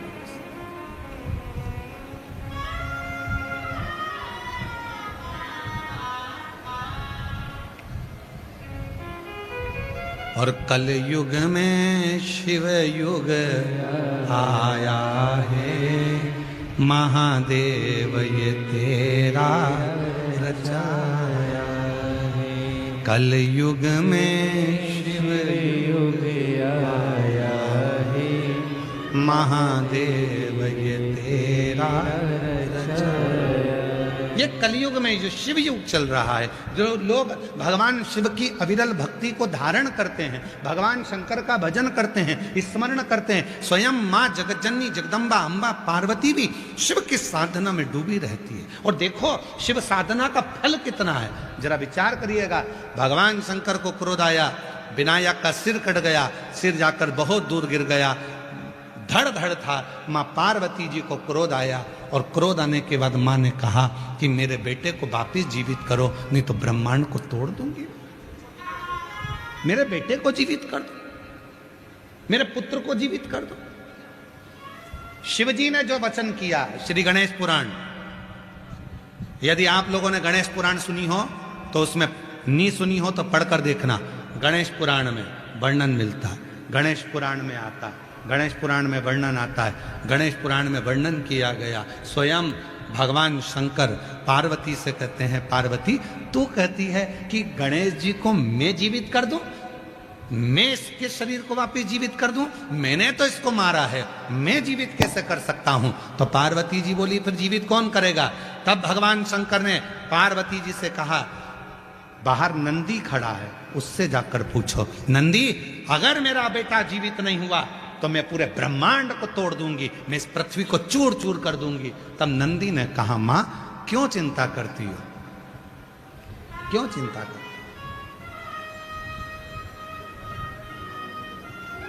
आपने जो शंकर जी की आराधना करी थी ना शादी के पहले, आपने जो शिव जी का स्मरण करा था ना विवाह के पहले, आपने जो शिव जी का गुणगान किया था ना विवाह के पहले, माता पार्वती से नंदी कहते हैं तुम्हारे उस पुण्य को, तुमने जो शादी के पहले व्रत करा, तुमने जो शादी के पहले उपास करा, तुमने जो शादी के पहले तप किया, तुमने जो शादी के पहले लोटा भर के जल चढ़ाया, उस पुण्य को याद करो। और पुण्य जैसे ही याद होगा वैसे ही देवादिदेव महादेव की कृपा होगी और तुम्हारे बेटे का सिर जुड़ जाएगा। और वही पुण्य जागृत।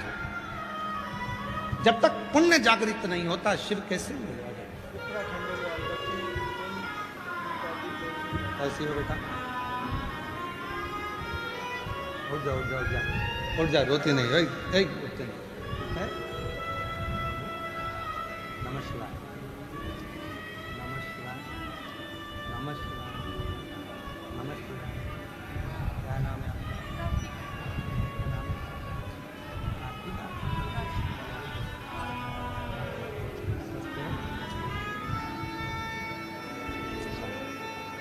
अभी ठीक है, पहले से एकदम बढ़िया है।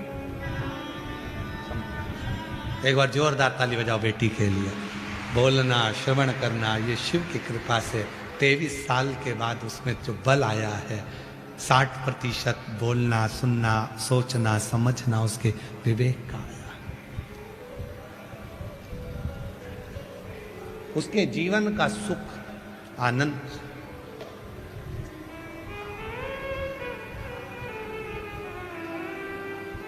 कल एक बच्चा आया था, उसको माइक दिया, कितना बोल रहा था।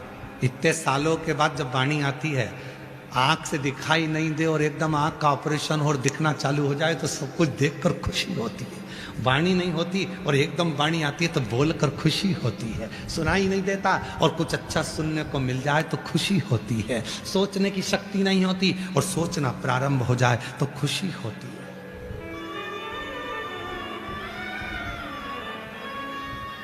प्रसन्नता होती है, आनंद होता है। ये विश्वास, ये दृढ़ता, ये भरोसा शिव के प्रति। पार्वती जी, मां, आपने जो बचपन में तप करा है, आपने जो बचपन में साधना करी है, आपने जो बचपन में स्मरण करा है, आपने जो बचपन में भगवान का व्रत करा है, साधना करी है, उसको स्मरण करो।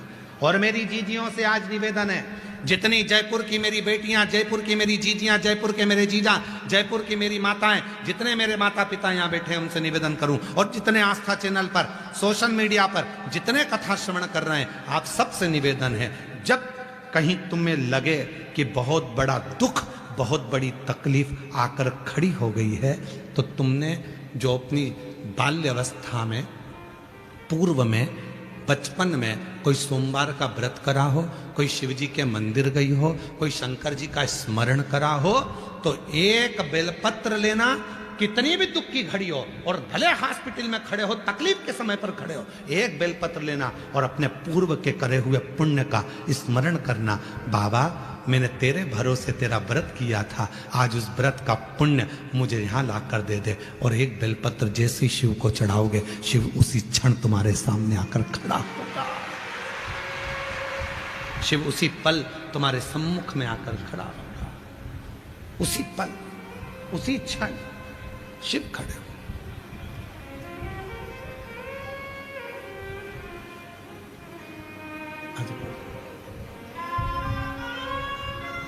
शिव उसी क्षण, उसी पल खड़े हो। भगवान शंकर उसी पल खड़े मिलेंगे, उसी क्षण मिलेंगे, उसी पल।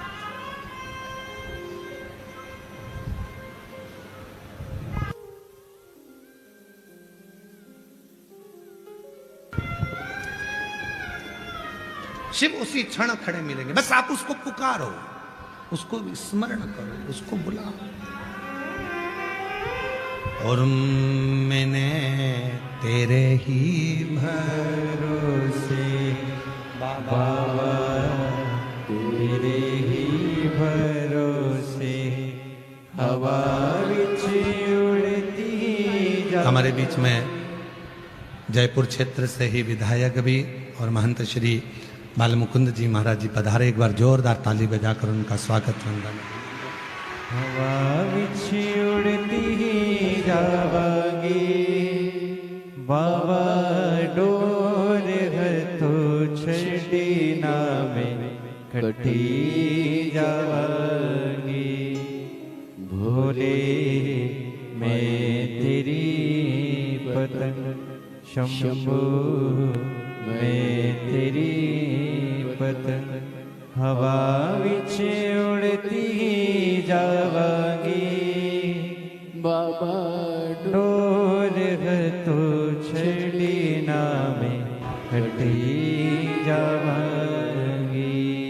भोले मैं तेरी पतंग, शंभू मैं तेरी पतंग, हवा बिच उड़ती जावांगी। बाबा डोर है तो छड़ी नामे कटी जावांगी। शिव कथा कर रही है, आपका पुण्य। अब भूले ना उसको जो बाल्यावस्था में किया है, जो बचपन में किया है, जो युवान अवस्था में आपने जल चढ़ाया है, जो बाल्यावस्था में आपने जल चढ़ाया है, जो पुण्य आपने किया है, उसको भूले ना, उसको भूले ना।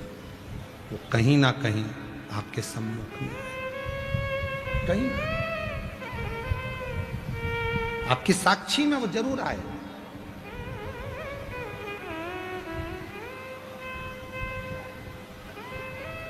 जीवन में एक बात स्मरण करिएगा, सारे पुराण उठाकर देखिएगा, सारे पुराण उठाकर पढ़िएगा। तीर्थ दर्शन करने के लिए गए, पुण्य कमा कर लेकर आए, घर आने के बाद आपने कोई पाप कर्म कर दिया, किसी को गलत बोल दिया, गलत देख लिया, गलत सोच लिया, गलत विचार कर लिया, किसी का गलत कर दिया, तो तुम्हारा जो करा हुआ पुण्य था वो समाप्त हो गया। ध्यान देना थोड़ा सा। शनिवार का व्रत, मंगलवार का व्रत, बुधवार का व्रत, रविवार का व्रत, शुक्रवार का व्रत, ये जितने भी व्रत आप करते हैं, सारे व्रत आपने करे, पुण्य कमाए, पुण्य कमाए। और हो सकता है कि मरने से पहले आपके शरीर के द्वारा कोई पाप कर्म हो गया तो वो व्रत का पुण्य समाप्त हो गया, व्रत का पुण्य समाप्त हो गया।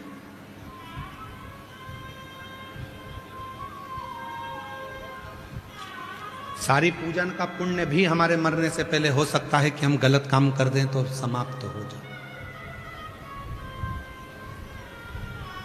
पर केवल एक जीवन का पुण्य है शिव जी को एक लोटा जल चढ़ाना, जिसका पुण्य कभी समाप्त नहीं होता और उस पुण्य के बल पर अगला जन्म प्राप्त होता है।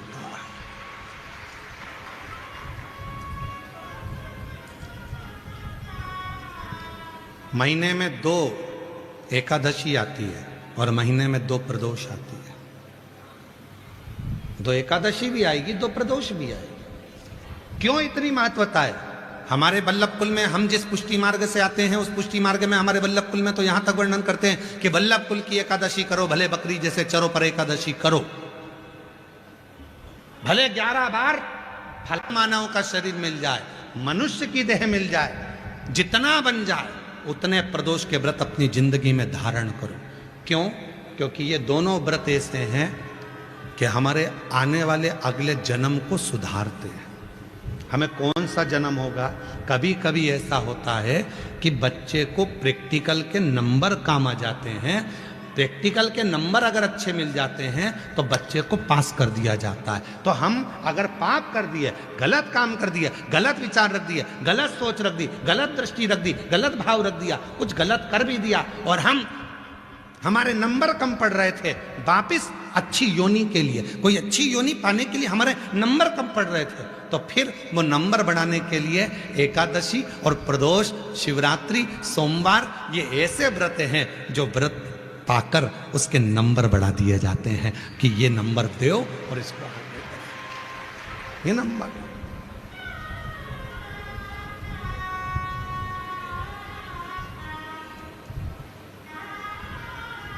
स्वामी जी के हम एक बार गए थे वहाँ धाम पर, आपके मठ पर, वहाँ तो बड़ा शिवलिंग सुंदर विराजमान, बहुत सुंदर शिवलिंग है महाराज, बड़ा सुंदर सा शिवलिंग है। स्वामी जी कहते हैं कि इस पे एक लोटा जल चढ़ाते हैं, बड़ा सुंदर भाव इस पर, बड़ा सुंदर। तुम्हारा चढ़ाया गया एक लोटा जल तुमने पूर्व में भी चढ़ाया, कभी हम तो यहां तक कहेंगे कि दुख की घड़ी में तुम्हें कुछ भी याद नहीं रहे तो अपने पूर्व में किया हुआ पुण्य याद करो, अपने पूर्व में किया हुआ पुण्य का स्मरण करो। हमने सोमवार का व्रत करा था, हमने एकादशी का व्रत करा था, हमने प्रदोष का व्रत करा था, हमने एक लोटा जल चढ़ाया था, वो स्मरण। और ये हम नहीं कर रहे। श्री गणेश पुराण, गीता प्रेस गोरखपुर की गणेश पुराण लेकर आओ, उस गणेश पुराण को पढ़िए।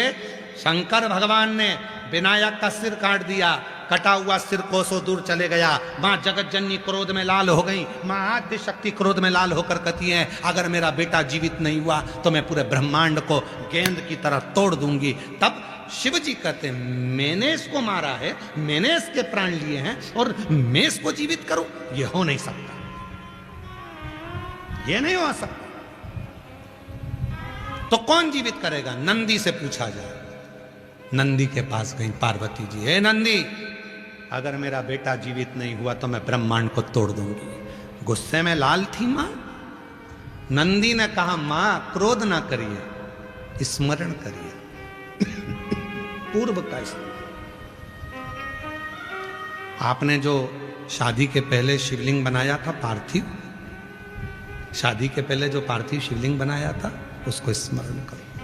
आपने जो पार्थिव शिवलिंग बनाकर पूजन करी थी उसका स्मरण करो। आपने जो पूजन करी है उसका स्मरण करो। पार्वती जी ने वो मनन चिंतन करना प्रारंभ करा, पार्वती जी ने वो स्मरण करना प्रारंभ करा और पार्वती जी ने उसी समय पर उनके केश में से जो स्नान कर रही थी उस केश में से पानी जो गिर रहा था उस पानी का स्पर्श हाथ में लेकर कहा यदि मैंने पूर्व में शिव को एकाग्र चित्त कर कर एकांतेश्वर मानकर पूजन करी है तो मेरे बेटे का शीश जुड़ना चाहिए। तब शिव ने आज्ञा दे दी, जाओ जो माँ अपने बच्चे से पीट कर कर सो रही हो उसके बच्चे का शीश लेकर आ जाओ। और वह हाथी के बच्चे का शीश आया।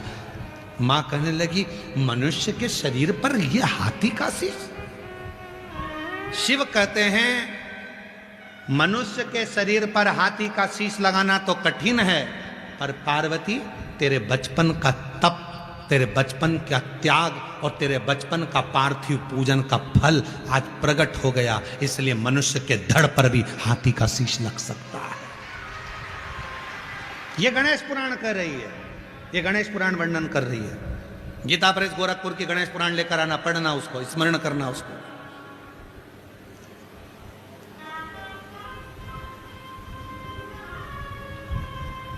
कोई पड़ा है, बहुत ज्यादा तकलीफ में पड़ा हुआ है और तुम विचार करो कि ठीक ही ना।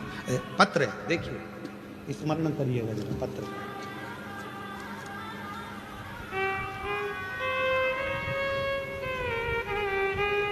मेरा नाम नीरू भारद्वाज, निवासी शास्त्री नगर, जयपुर राजस्थान से है। कहीं बैठी हैं नीरू जी भारद्वाज? आप ही हैं? ऐसे हाथ हिला दो एक बार। हाँ जी, वापिस एक बार हाथ हिला दीजिए। मेरा नाम नीरू भारद्वाज, आ जाइए। निवासी शास्त्री नगर, जयपुर राजस्थान की निवासी हूँ। श्री शिवाय नमस्तुभ्यम मंत्र का प्रभाव। कोई हमसे पूछे, हम आपकी कथा 2020 से सुन रहे हैं। सन 2023 में अचानक से मेरे पति की तबीयत खराब हो गई, बीपी बहुत ज़्यादा बढ़ गया। हॉस्पिटल लेकर गए तो डॉक्टर ने उन्हें वेंटिलेटर पर डाल दिया। उनके फेफड़ों में पानी भर गया था और किडनी काम करना बंद कर दी थी। दोनों किडनियां फेल हो चुकी थी जो काम नहीं कर रही थी। हम सब अचानक घबरा गए। फिर हम सब ने मिलकर श्री शिवाय नमस्तुभ्यम मंत्र का जाप करना प्रारंभ किया। सीहोर गए, पति वेंटिलेटर पर पड़ा है, परिवार के एक सदस्य को सीहोर भेजा गया। सीहोर गए, वहां से रुद्राक्ष लाए, उसका जल तांबे के कलश में गलाकर शिव को चढ़ाकर अपने पति को हमने रुमाल को गीला कर कर उसके शरीर पर लगाना प्रारंभ करा। डॉक्टर पूछते तुम हॉस्पिटल के अंदर क्या लेकर जाती हो? कुछ नहीं, रुमाल गीला कर कर जाके उसके शरीर पर पोंछते, गुरुदेव आपने रात्रि के 9:15 वाला उपाय, आंवले के रस वाला उपाय बताया था, वो मैंने अपने पति के लिए करा और आज बाबा की ऐसी कृपा हुई गुरुदेव कि बाबा ने हमारे पति को ठीक कर दिया। हमने सालासर, रेवाड़ी, अलवर, विद्यानगर बैठकर कथा सुनी। बाबा से कहा था मेरा पति ठीक हो जाएगा, 5 पंडाल कथा सुनूंगी और ये मेरा 5वां पंडाल आज पूरा हो रहा है। मेरा 5वां पंडाल आज पूरा हो रहा है। एक लाइन अच्छी लिखी है, गुनगुनाइएगा। तेरी कृपा बिना न हिले एक भी अणु, लेते हैं श्वास तेरी कृपा से तनो। बखान क्या करूं मैं लाखों के ढेर का, चपटी भभूत में खजाना हे गंगधारा मुक्ति द्वार ओंकार तू, भोले ओंकार तू, आयो शरण तिहारी शंभु तार तार तू। उससे कहो अपने पुराने स्मरण को। कई लोग कहते हैं गुरुजी आपका वो रात्रि को 9:15 वाला जो उपाय है वो बड़ा कारगर उपाय, क्यों, कारण क्या होता है? और ये हमने नहीं बताया, आप तो स्कंद पुराण में, शिव पुराण में रात्रि के 9:15 का उपाय हमने नहीं बताया, ये पुराणों में लिखा है। उसको निकालो, 9:15 वाला उपाय निकाल कर, काल घड़ी का, समय का उसमें गणन कर कर उसको स्मरण करिए। ये हमारा नहीं है, उसका स्मरण करो।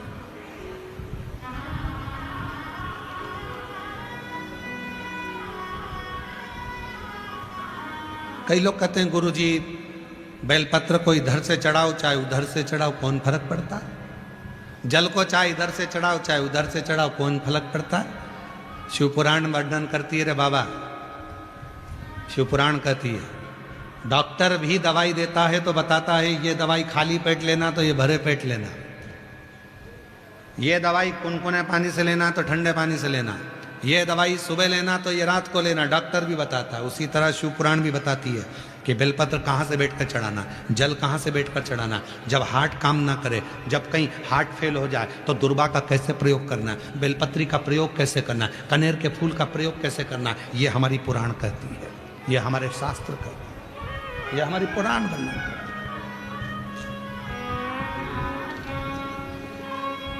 बखान क्या करूं मैं लाखों के ढेर का, चपटी भभूत में खजाना कुबेर का, मुक्ति द्वार ओमकार तू, भोले ओमकार शिव तत्व आयो शरण तिहारी शंभु तार तार तू।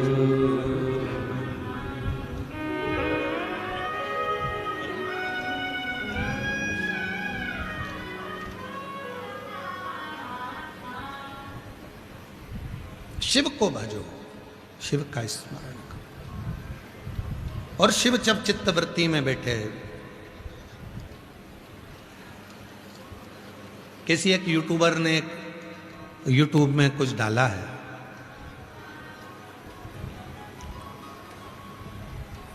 अच्छा है। एक कोई बहन है यहाँ कथा में बैठी है, उसके बचपन में पिताजी